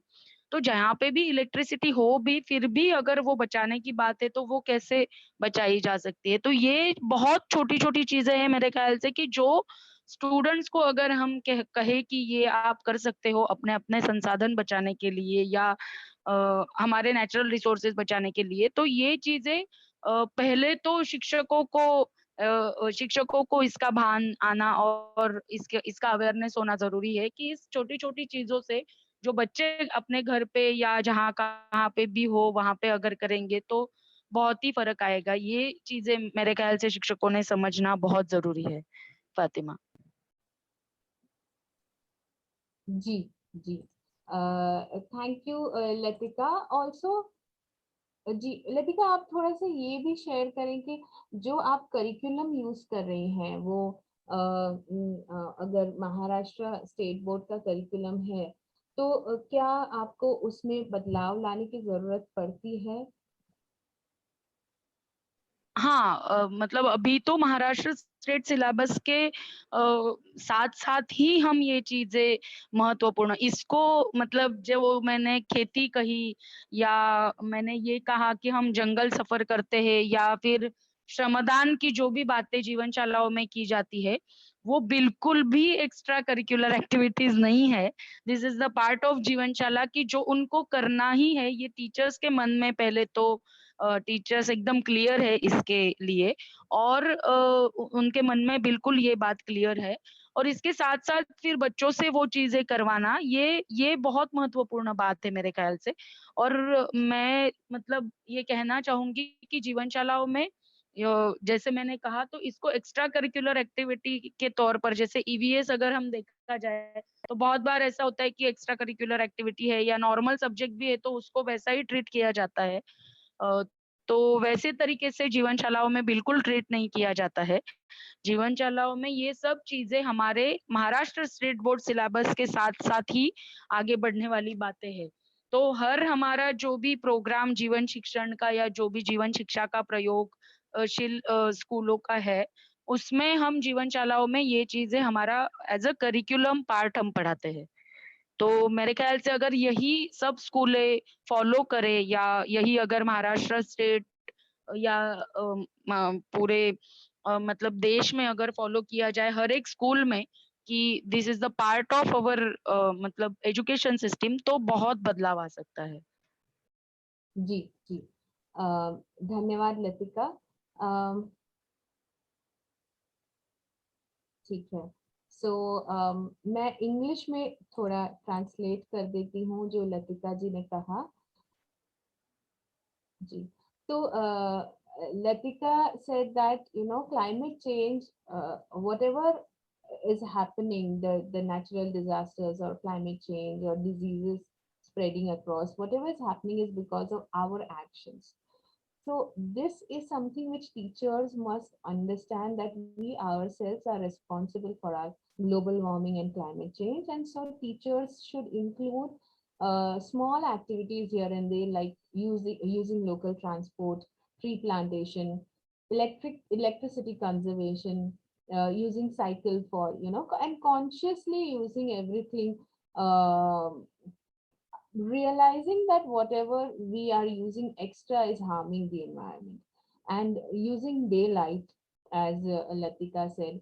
So every part of the daily schedule, the pattern of Jivanshala is based on and on preservation, and non-consumerism, avoiding consumerism. So this is what teachers need to understand all around, across, that um, we will have to build a culture of conserving environment, rather than just focusing on the chapters on subjects like EVS. And now I would also like to talk about Himachal Pradesh, environmental education in context of Himachal Pradesh. So I'm living here from past 6 years, and what I see is that जैसे जैसे बच्चे एक तो बच्चे कुछ बच्चे जो सरकारी स्कूल में पढ़ते हैं वो कहीं ना कहीं अपने लैंडस्केप से कुछ हद तक जुड़े हुए हैं, लेकिन जो बच्चे प्राइवेट स्कूलों में पढ़ते हैं वो बच्चे अपने लैंडस्केप से, अपने कल्चर से बहुत ज्यादा एलिएनेट हो चुके हैं। अच्छा, जब हम कहते हैं कि कुछ बच्चे सरकारी स्कूल से जुड़े हुए हैं, कुछ बच्चे प्राइवेट स्कूल से जुड़े हुए हैं, तो ये एक क्लास डिफरेंस भी है यहाँ पर, और वो भी इन्फ्लुएंस करता है कि आप नेचर से कितना जुड़े हुए हो। तो फॉर एग्जाम्पल जो बच्चा प्राइवेट स्कूलों में पढ़ता है उसे ये नहीं पता होगा कि हमारे यहाँ local water wheat flour mills हैं जिसे हम घराट कहते हैं। उसको पता ही नहीं होगा कि 20 किलोमीटर की दूरी पर लोकल हैंडमेड वाटर मिल चल रही है जो 100-200 साल पहले बनाई गई है। और इस तरह की कई सारी चीजें हैं जो लोकल बच्चों को नहीं पता होती हैं। यहाँ के मशरूम्स, यहाँ पर इतनी सारी सब्जियां होती थी कि बिना आप ग्रो किए बहुत सारे दिन कंज्यूम कर सकते थे, जंगल से सब्जियां लाकर, मशरूम्स लाकर। पहाड़ों से ट्रैक करके फूल जैसे बरास के फूल, रोडोडेंड्रन के फूल हम लाते हैं। तो इस तरह की बहुत सारी चीजें हैं जो लोकल बच्चे जिससे एलिएनेट हो चुके हैं, जिनको उनके बारे में पता ही नहीं है। तो इन बच्चों को ये जरूर पता होगा कि जीनिया फ्लावर कौन सा है, पर ये नहीं पता होगा कि रोडोडेंड्रन फ्लावर कौन सा है। तो ये बहुत ही दुखद सिचुएशन लगती है मुझे। तो हिमाचल के संदर्भ में मैं ये भी कहना चाहूंगी कि जो भी पढ़ाई वो पढ़ रहे हैं, जो करिकुलम उनके स्कूल का है, वो मुझे नहीं लगता कि कहीं भी उनके लाइफ से रिलेटेड तो है ही नहीं, कॉन्टेक्स्ट से रिलेटेड तो नहीं है, बट फ्यूचर के लिए भी बेनिफिशियल नहीं है। तो क्या होता है कि गांव का बच्चा एक शहरी एजुकेशन सिस्टम नहीं हासिल कर पाता, और ना ही गांव के कॉन्टेक्स्ट में अपनी जगह बना पाता है। तो वो बेचारा कहीं ना कहीं उसकी लाइफ में बहुत फर्क पड़ता है उससे। तो उसको अल्टीमेटली जाकर बहुत सारे जैसे सेल्समैन के जॉब्स हो, इलेक्ट्रिसिटी के, या कुछ कुछ इस तरीके के labour related jobs Chandigarh, Delhi वगैरह में जा जाके करने पड़ते हैं, या प्रॉबेबली पीपल ल्योर देम कि आपको दुबई में जॉब मिल जाएगी, आपको ये मिल जाएगा, आपको उस कंट्री में जॉब मिल जाएगी, और झूठ बोलकर उनको अच्छे प्रोस्पेक्टस के का बढ़ावा देकर बाहर भेजा जाता है दूसरे सिटीज में और कंट्रीज में। तो ये मुझे बहुत लगता है कि अगर हमारी शिक्षा व्यवस्था कॉन्टेक्स्ट बेस्ड होती तो हम यहीं पर हमारे गांव में ही रहकर कोई उद्योग चला पाते, कुछ कुछ इनकम जनरेट कर पाते, ताकि हम एक सुखी जीवन जी सकते। पर हमारे बच्चे बहुत ज्यादा एलिएनेट हो चुके हैं, और उनको लोकल कैपिटलिज्म जनरेशन का कोई जरिया ही नहीं नजर आ रहा है। उनको लग रहा है कि मुझे चंडीगढ़ या दिल्ली या बॉम्बे या दुबई जाकर ही नौकरी करनी है, और वहीं से जाकर मुझे जो भी सैलरी मिलेगी उसी से मुझे जीवन मैं जी सकती हूँ या सकता हूँ। तो इसीलिए लोकल कॉन्टेक्स्ट बेस्ड करिकुलम बहुत जरूरी है। और इतना ही नहीं, बच्चों को ये तो जरूर सिखाया जाता है कि पहाड़ों में लैंडस्लाइड्स हो रही है, भूस्खलन हो रहा है, पर कहीं भी ये नहीं बताया जाता है कि वो भूस्खलन क्यों हो रहा है। वो बांध जैसे स्ट्रक्चर्स की वजह से, सबवे जैसे स्ट्रक्चर्स की वजह से, 4 लेन्स कंस्ट्रक्ट करने की वजह से वो हो रहा है।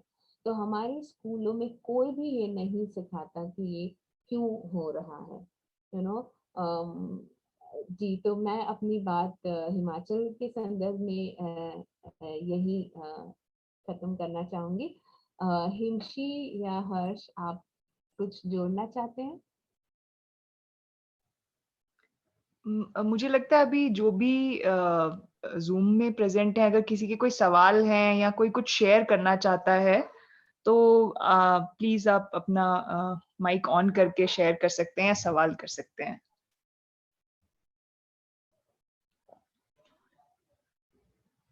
आकांक्षा, आप ने जो लिखा है वो आप बोल सबके साथ शेयर करेंगे बोलकर? जरूर, हाँ ठीक है। सॉरी। सो फातिमा जी ने बात की थी क्लास डिफरेंस की, और ऑफ कोर्स हम इस पूरी कॉन्वर्सेशन में काफी बार सटली मेंशन कर चुके हैं कि कौन अफेक्टेड होता है इन इश्यूज से और कौन उनको उनसे बेनिफिट करता है। तो मेरा क्वेश्चन था कि हम अपने like how can we use that education system और वो education to dismantle that as well, you know, and to first of all acknowledge it and then dismantle it, because सारे बच्चों को स्कूल जाके पढ़ने की जरूरत नहीं पड़ती कि ये सब क्या हो रहा है, you know, और कैसे उनको अफेक्ट कर रहा है। बहुत सारे बच्चों को ये एक्सपीरियंस करना पड़ता है ना? तो how do we even sort of like promote that culture of learning from our communities and thinking of our communities in a more inclusive way rather than I don't know if I'm making sense, but इसलिए मैंने लिखा था क्योंकि अगर मैं बोलती हूँ तो बस confusion हो जाती है, मगर if anyone would like to take it up, would love to Akansha, hear would you, from everyone. Yeah. is it okay if I Sorry. try to answer that? I'm not is Alice, that yeah, this is yes. Alice. Yeah, Alice, please, I would love to hear from you. Okay. Hi, Akansha. So, Hi. what I wanted to share regarding the question that you had, I'm sorry, I will not be able to start my video. I have put my phone on charging. What I was trying to understand from your question is कि हम ये बच्चों में awareness कैसे ला सकते हैं इन सब चीजों के बारे में कि उनके अराउंड क्या हो रहा है, उनकी सोशल लोकेशन को लेके, उनकी जो मतलब उनके सोशल लोकेशन को लेके उनको कितना इफेक्ट पड़ता है। तो एक चीज शुभम तिग्गा जो पोस्ट करते हैं आदिवासी उस पे, उनका और मेरा हमेशा ये कहना रहता है कि सोशल जस्टिस और आपका क्लाइमेट जस्टिस हमेशा साथ साथ चलता है, और आदिवासी कम्युनिटीज का स्पेशली हमें we need to take that into consideration. तो जब आप ये मुझसे पूछ रहे, आपने अभी ये सवाल करा हमसे कि हम कैसे ला सकते हैं वो अवेयरनेस, तो मुझे धुमकुरिया स्कूल्स के बारे में याद आया। धुमकुरिया स्कूल्स उरांव और मुंडारी ट्राइब में हुआ करते थे। अभी शायद उसकी कुछ परछाई ही रह गई होगी हमारे कम्युनिटीज में, बिकॉज हमारे एल्डर्स भी काफी हद तक जो मेन स्ट्रीम स्कूलिंग सिस्टम है उनसे ही पढ़े हैं। बट एक रिलेशन अभी भी वो है ही कि कम्युनिटी में शेयरिंग होती है, कि जो स्टोरीज के थ्रू हम लोग सुनते हैं चीजें या फिर साथ में काम करते करते सीखते हैं, वो चीजें चलती ही हैं। बट एक धुमकुरिया स्कूल हुआ करते थे पहले प्री कॉलोनियल टाइम में। वहां पे ये होता था कि जो भी इंसान जो काम करता था वो चीज वो सिखाता था अपने जो भी जूनियर्स बोलेंगे, है ना, कि हमारे से छोटों को। तो अगर कोई फॉरेस्ट में जाके लकड़ियां जमा करता है तो वो बच्चों को, जो यूथ है, यूथ डॉर्मेट्रीज होती थी, यूथ को वो सिखाता था कि वो कैसे कहाँ जाके क्या क्या चीजें ला सकता है। अगर कोई बहुत मतलब अगर कोई हर्ब्स या मेडिसिन में जिसका एक्सपर्टीज होता था तो वो चीजें वो अपने बच्चों को पास ऑन करते थे। सिर्फ अपने बच्चों को नहीं, कम्युनिटी में एक साथ बैठ के पास ऑन करते थे। तो इस चीज पे हम अभी कुछ समय पहले भी मैं थोड़ा और पढ़ रही थी और चर्चा कर रही थी कुछ बड़े लोगों से, तो हम यही सोच रहे थे कि अगर हमारी एजुकेशन सिस्टम में बिकॉज जैसे मैंने बोला कि इंडिजिनस नॉलेज को बढ़ावा नहीं दिया जाता है या उसको इनवैलिडेट कर दिया जाता है, बिकॉज वो सेम लैंग्वेज में बात नहीं कर सकते आप, या वो आपको हिंदी या इंग्लिश में उस जज्बे से नहीं समझा पाएंगे जो चीजें उन्होंने एक्सपीरियंस करी हैं या देखी। तो इसकी वजह से काफी बार ये बैरियर आ जाता है। बट अगर हम किसी तरह एजुकेशन स्पेसेस में उनको लेकर आ पाए वापस, हम उनसे ही सीखे, मतलब कैसे कंजर्व करते हैं, तो उस जहाँ पे वो अवेयरनेस क्रिएट होगी ना उन छोटी छोटी चीजों की, वहीं से आई थिंक वो लर्निंग या फिर सेल्फ अवेयरनेस क्रिएट होगी, जिससे कि बच्चा अवेयर होगा कि ठीक है, जैसे रिद्धिमा के साथ हुआ कि उन्होंने न्यूज देखा, उन्होंने सीखा कि ठीक है ये चीज मुझे अफेक्ट करेगी, and she started fighting for it, and that is where our fight, that is when our fight begins, and that is how it begins. तो जैसे कुछ यूनिवर्सिटीज में अभी शुरू करा है, मैं वेस्ट बंगाल वगैरह के जो कुछ यूथ है उनसे कांटेक्ट में थी, और उनसे हम यही शेयर वगैरह कर रहे थे कि हम कैसे इंक्रीज कर सकते हैं ऐसे बच्चों की अवेयरनेस को वहाँ पे राइट्स को लेके, और whether it be child rights और एनवायरनमेंट। तो वहाँ पे वो शेयर कर रहे थे कि वहाँ पे एक यूनिवर्सिटी है जहाँ पे लोकली जो सीड जो जमा करती हैं उनको बुला के उनसे डिस्कस करते हैं एनवायरनमेंट की क्लास में कि हम कैसे, मतलब किस तरीके की सीड को यूज कर सकते हैं कौन सी लैंड पे, और उन्होंने किस किस तरह की सीड्स रखी हैं, वो किस किस तरह की सीड्स यूज करती हैं।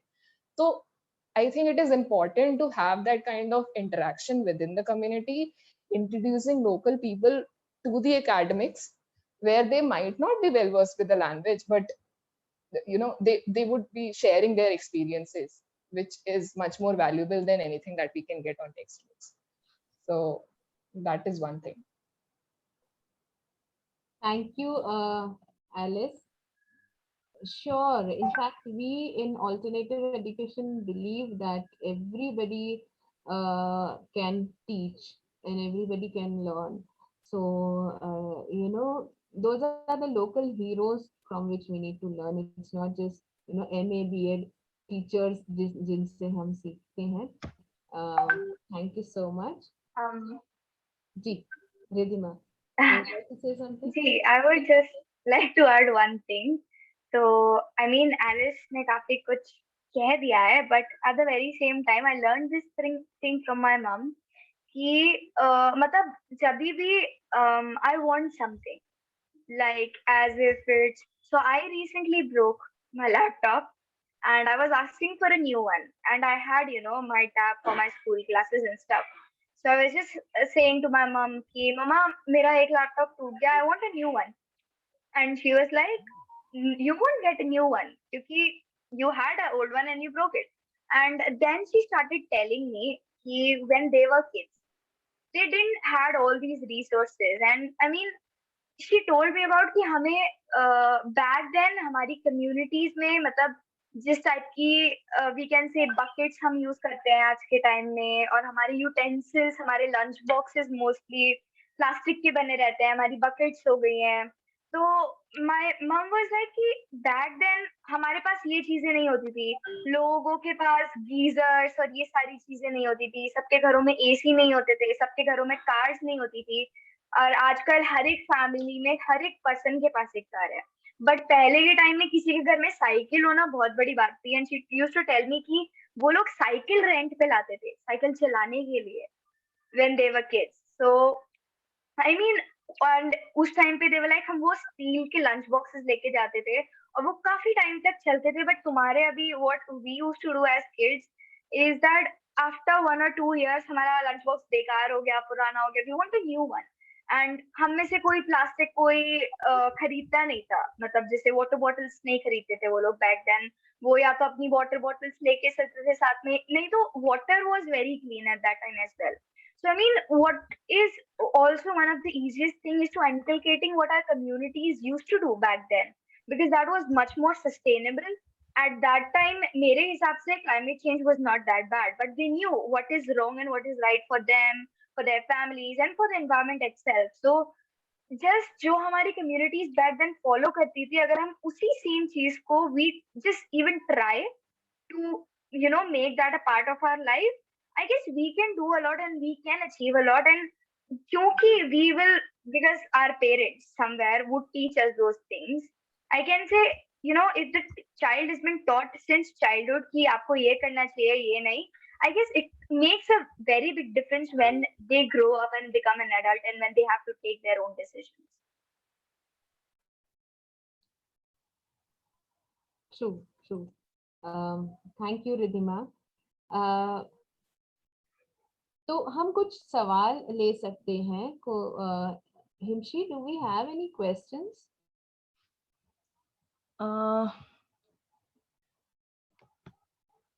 अभी और तो मेरे ख्याल से किसी के पोस्ट पर नहीं है, पर कोई साथी अगर शेयर करना चाहता है कुछ या डायरेक्टली सवाल करना चाहता है तो प्लीज आप अपना माइक जो है वो अनम्यूट करके बात रख सकते हैं।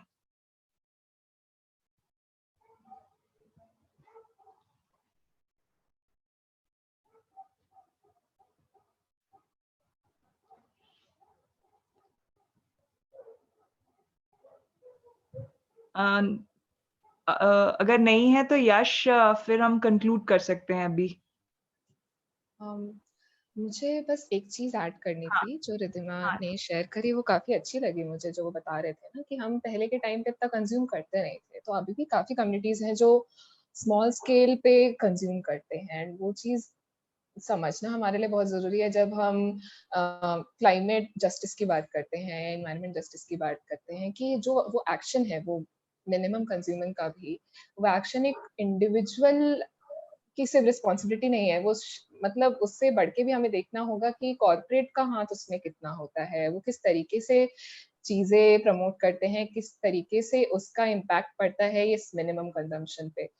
तो मुझे लगता है ये एक और चीज है जो हमें मतलब आगे आगे तो नहीं, हम सोचते ही हैं इन सब चीजों के बारे में, बट इस चीज को जानना और समझना और मतलब जब हम क्लाइमेट जस्टिस की बात करते हैं एजुकेशन के थ्रू भी, तो ये चीजें भी बताना बहुत जरूरी है कि कॉर्पोरेट कैसे इस चीज को हमारे कंजम्पशन पैटर्न्स को इफेक्ट करती है, और उसकी वजह से जो हमारे जो मिनिमम कंजम्पशन की हैबिट्स हैं या फिर फोकस ऑन सेल्फ रिलायंस या सस्टेनेबिलिटी की हैबिट्स हैं, वो कैसे हम उन चीजों से डिस्टेंट होते जा रहे हैं। True, very true Alice. In fact जब हम कई बार बात करते हैं इलेक्ट्रिसिटी यूसेज की गांव में,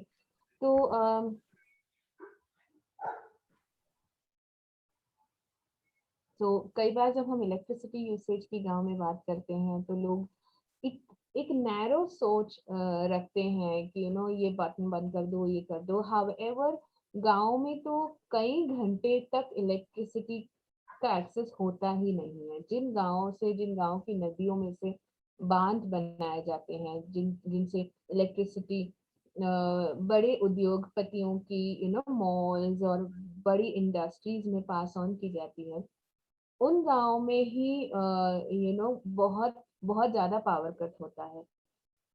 तो आपने बिल्कुल सही कहा कि हमें लार्जर पिक्चर समझने की जरूरत है कि उत्पादन जितना हो रहा है, उत्पादन तो नीड बेस्ड जरूर हो रहा है।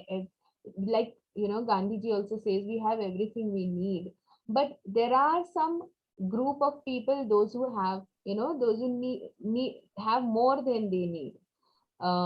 तो जो कॉरपोरेट्स और मॉल्स और बिजनेसेस और इंडस्ट्रीज और फैक्ट्रीज और जो लोग जरूरत से ज्यादा इस्तेमाल कर रहे हैं, उस व्यवस्था को हमें समझने की जरूरत है कि ये जो कैपिटलिज्म की व्यवस्था है उसमें क्यों, मतलब हर गांव को बिजली हर गांव को जो बिजली मिल रही है वो बहुत जरूरी है, लेकिन कहीं पर बिजली जा रही है, जो बहुत सारी जो संसाधन जा रहे हैं, वो कहीं ना कहीं बहुत गलत है। जी, मैं कुछ चैट्स देख लेती हूँ। I think if there are any questions. Yes, like Meera is also saying that farmers who cultivate, food without power, while industries have water and बिजली. So जो हमारी जो मेन जरूरत है, खाना, फूड, शेल्टर एंड क्लोथिंग, उसी को जो बना रहे हैं हाथों से अपने, उन्हीं को इलेक्ट्रिसिटी और बेसिक नीड्स नहीं मिल पाती है। वेरएज जो लोग बेसिक नीड्स को नहीं बना रहे हैं, जो सिर्फ वांट्स को प्रमोट कर रहे हैं, उनके पास बहुत ज्यादा एक्सेस है हर लग्जरी को पाने का। तो ये इनइक्वालिटी भी समझना बहुत जरूरी है हमारे लिए, जब हम बच्चों के साथ शिक्षा व्यवस्था की बात करते हैं और बच्चों को रेज करने की बात करते हैं। जी। फातिमा, एक बस छोटी सी पॉइंट ऐड करनी थी मुझे। जी। हाँ, इनफैक्ट एक्चुअली आप सभी ने जो बोला अभी, एलिस ने, आपने, सब के बातों में वो आई, आकांक्षा की बात में एक कॉन्सेप्ट के बारे में बस मुझे जोड़ना था कि जब हम दोनों क्लाइमेट और शिक्षा दोनों की बात करते हैं तो पावर के बारे में भी समझना बहुत जरूरी है। Power, I just don't mean this electricity, बिजली वाली पावर, बट हाँ। जो सत्ता होती है समाज में, कि किसके पास कितना पावर होता है, कौन उस पावर को एक्सरसाइज कर पाते हैं या कौन उस पावर को अब्यूज करते हैं। जैसे कई बार मैंने थोड़ा सा चैट में भी लिखा, but I just very briefly से, कि हम हर चीज अगर इंडिविजुअल के लेवल पर कोलैप्स करते हैं ना, तो ये बात बिल्कुल सही है कि बहुत सारी चीजें व्यक्तियों की जिम्मेदारी होती है, करना चाहिए, जबकि व्यक्ति भी अलग अलग, मतलब गांव में जो व्यक्ति है, शहर में जो व्यक्ति है, उस व्यक्ति का जाति क्या है, उनका मतलब कितने संसाधनों का उनका ये है एक्सेस है, उन सब पर भी निर्भर होता है कि वो कितना प्रदूषण के लिए या क्लाइमेट क्राइसिस के लिए कंट्रीब्यूट कर रहे हैं, या उनको सही में बाकी जो लाभ मिल रहे हैं थ्रू सो कॉल्ड डेवलपमेंट कितना मिल रहा है या नहीं। तो एक ये कंपोनेंट भी लगातार हम जब क्लाइमेट एजुकेशन की बात करते हैं तो वो समझ जरूरी है। And power is also not equally distributed ना, क्योंकि सोशल लोकेशन से लेकर, मतलब नॉट जस्ट इंडिविजुअल्स, बट अभी जो साथियों ने भी कहा कि बड़े कारखाने हो, कॉरपोरेशंस हो, सरकारें हो, मतलब ये सत्ता क्योंकि बहुत अनइक्वली डिवाइडेड है, अकॉर्डिंगली कौन कितना प्रभाव डालते हैं और कौन कितना परिवर्तन भी ला सकते हैं, इसके बारे में भी अकॉर्डिंगली समझ बनाना बहुत जरूरी है। और यही बात नैरेटिव की भी होती है, लाइक किस कारण से, अब फॉर इंस्टेंस उत्तराखंड में अगर इस प्रकार की तबाही हो रही है तो उसके कारण क्या है, ये समझना या उन कारणों को बाहर लाना या नहीं लाना भी, वो अगर क्लाइमेट शिक्षा का हिस्सा होगा या नहीं भी, एक प्रकार से I think these are all agendas. So it's also important, it is all influenced by power also, right.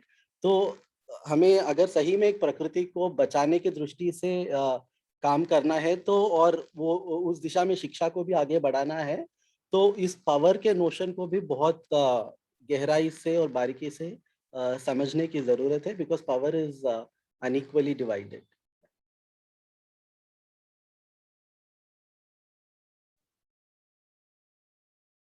बिल्कुल बिल्कुल Meera, thank you so much for adding that point. तो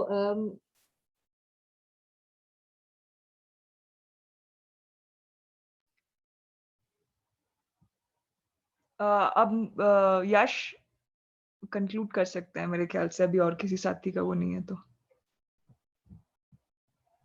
जी बिल्कुल, इनफैक्ट मैं लास्ट के कुछ लाइंस आप लोगों के जब सुन रहा था तो लगा कि कंक्लूजन की कुछ खास जरूरत तो नहीं है, मगर बहुत अच्छा लगा आज। ना ही जैसे मतलब अगर आप कोई भी सिर्फ पोस्टर पढ़े और सोचे सिर्फ एजुकेशन और क्लाइमेट चेंज की बात होने वाली है, तो I think this session has been pretty coherent in showing how it is much larger than just classroom education, and that's the whole point कि जिस तरीके से क्लाइमेट चेंज से ये सारी ही चीजें जुड़ी हुई हैं, right from societies to vulnerabilities to how we are producing more, consuming more, marketing more and so on and so forth, ये सारी चीजें हमारी डेली लाइफ से भी एकदम ही ज्यादा इनग्रेन्ड है, and we cannot escape it, that is for sure, but we also need to keep in mind how the power dynamics are important, and the privileged sections of the societies can no longer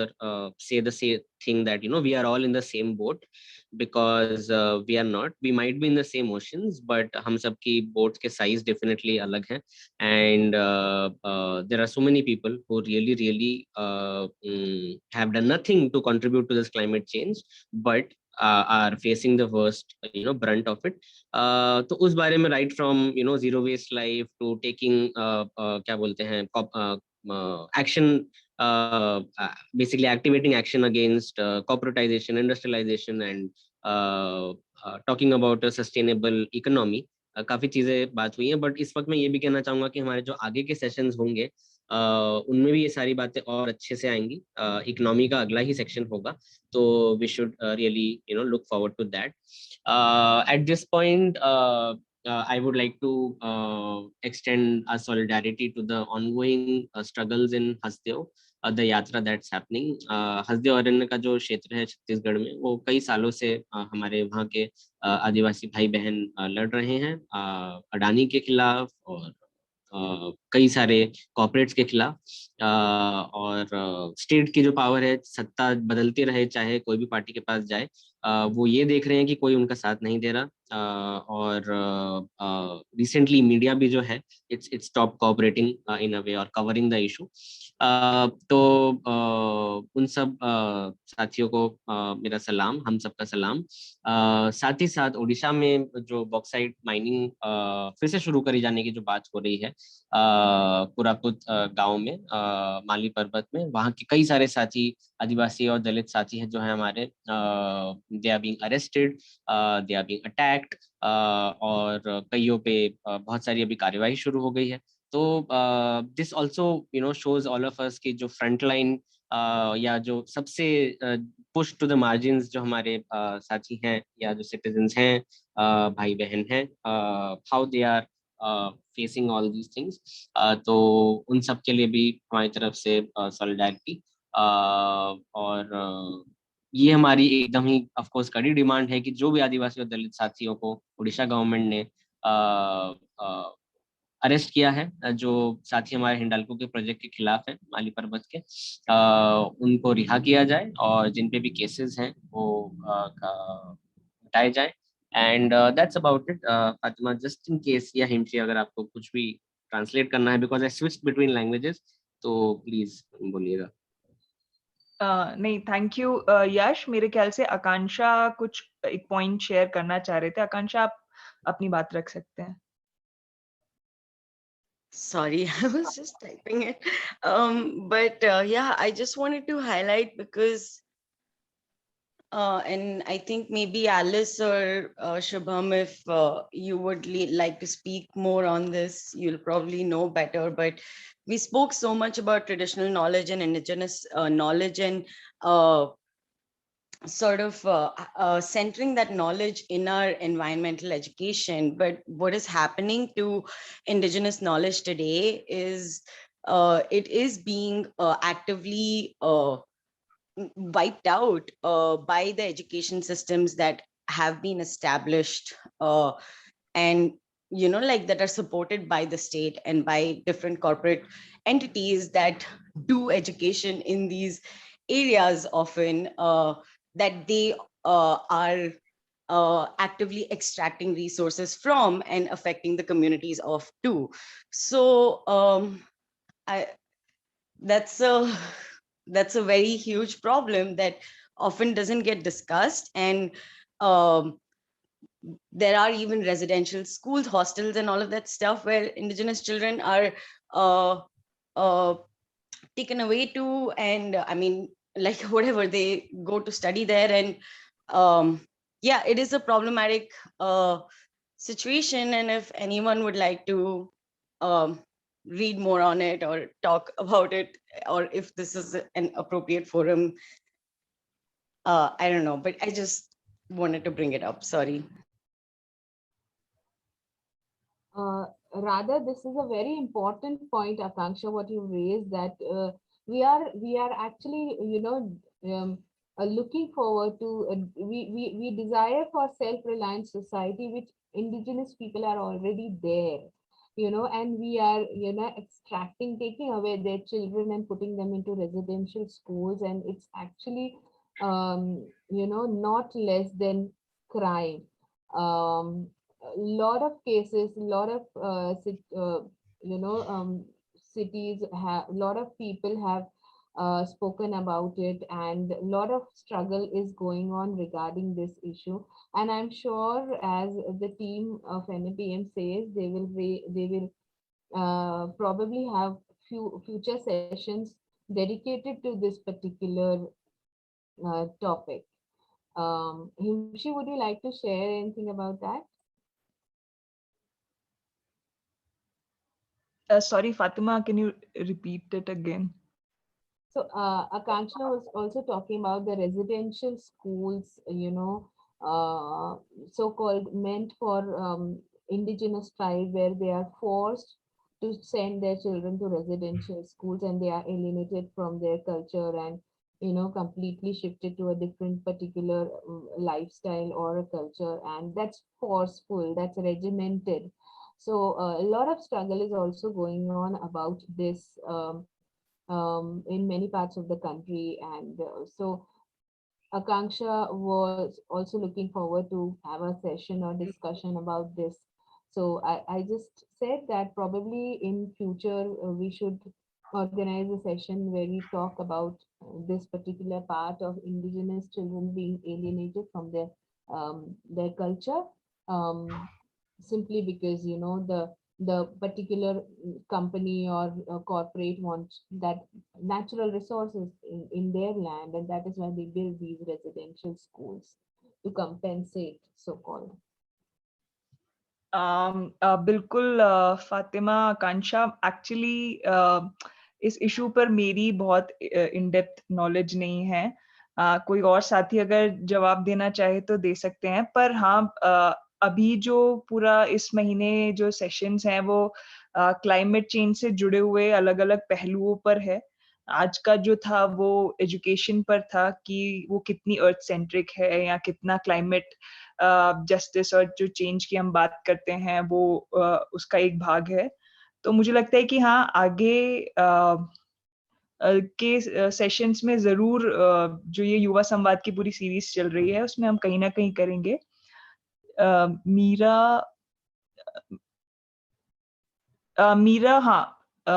Meera कह रही हैं कि इस पर एक 6 minute का video है.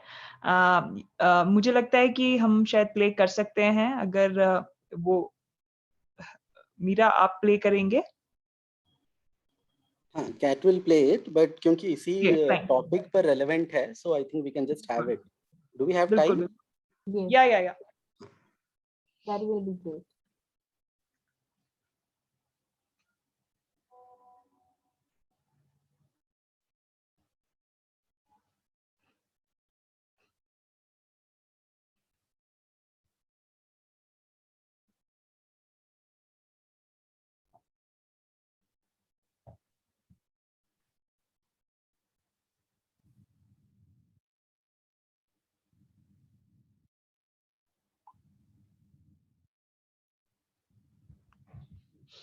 Jai Bhim. For too long we have been debating about the idea of social justice within a mainstream dominant socio-political structure. If we are to oppose Brahminism, we have to fight the very knowledge that has gone into the creation of this very hegemonic structure, whether it is on the basis of caste, class or religion. It's very important that we bring the idea of knowledge and culture within the debates of social justice. To quote Boaventura dos Santos, there is no social justice without global cognitive justice. There is a need to respect and recognize that every community has their right to their knowledge systems. Take the case of Adivasis in Odisha, particularly the example of Kodingamali. What did Utkal Alumina do? Today, Utkal Alumina is trying to expand its mining activities, and it has entirely co-opted the younger generation of students who were schooled in company-funded education programs, and they have built within their minds that development is good, consumerism is good, and mining activity is going to create a great progress for themselves and for the country. Unless we question knowledge within education of what is being imposed upon to these children, we can't really fight social justice. An Adivasi is still being spoken as primitive, uncivilized, savage. what has the Brahminical knowledge done to Dalit and Adivasi population in our country? It has categorized them as people who are polluted, who are savage, who are primitive. Where is the debate of social justice there? Where is the debate of knowledge there? Where is the debate of the enormous amount of knowledge that these communities possess since millennium, which is a way forward for most of us in the world towards living towards creating a sustainable planet, towards creating a sustainable environment. I think the debate of social justice must enter the realm of knowledge. Otherwise, it will be asking a share of pie to live under a Brahminical structure. That is not what our fight is. We have to fight the very architecture of this Brahminical knowledge. Unless we fight the architecture of this Brahminical knowledge, there is no point of talking about social justice. Because to a great extent, within education, a lot of us have been already colonized. How is it that the younger generation of Adivasis within mining intensive areas and within tiger reserve areas are today co-opting to government schemes, are willing to relocate out of their lands? It's all because that they have been fed this Brahminical knowledge through education. Is there a possibility to bring back learning, to bring back education into the community's hands? If we really can bring back education and learning into the community's hands, there is a lot to hope that we can really create a socially just society.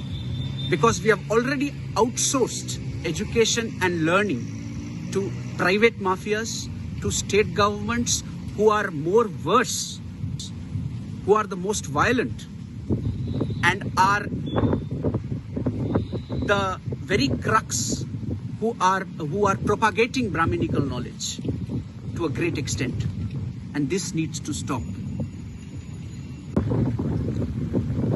Social justice is not merely about getting access to schools. The question that Adivasi children today are facing, for example, within Niyamgiri community, let me explain.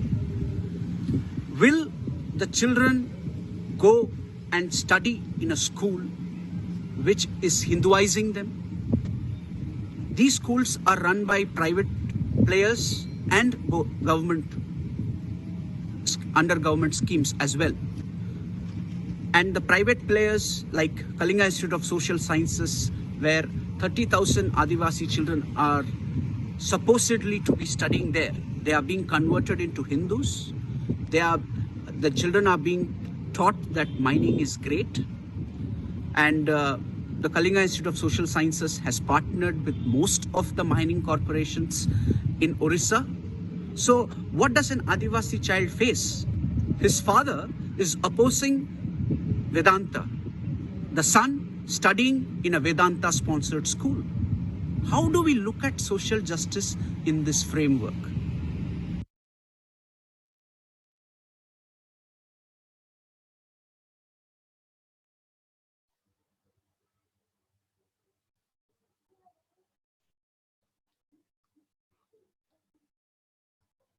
कोई और साथी अभी कुछ जोड़ना चाहता है?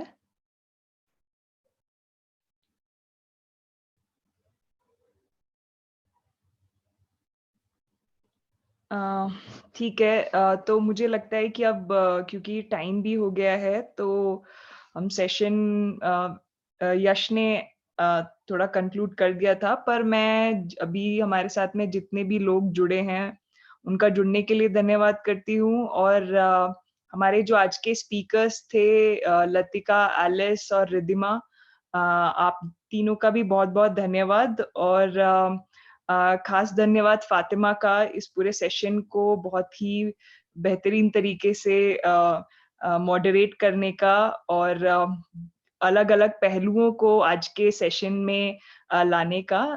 Thank you Fatima. Thank you Himshi. हाँ, ठीक है, तो उसी के साथ आप सबका धन्यवाद। मुझे लगता है कि अब सेशन एंड कर सकते हैं। Thank you everybody, thank you all, bye. जिंदाबाद, बाय। जिंदाबाद।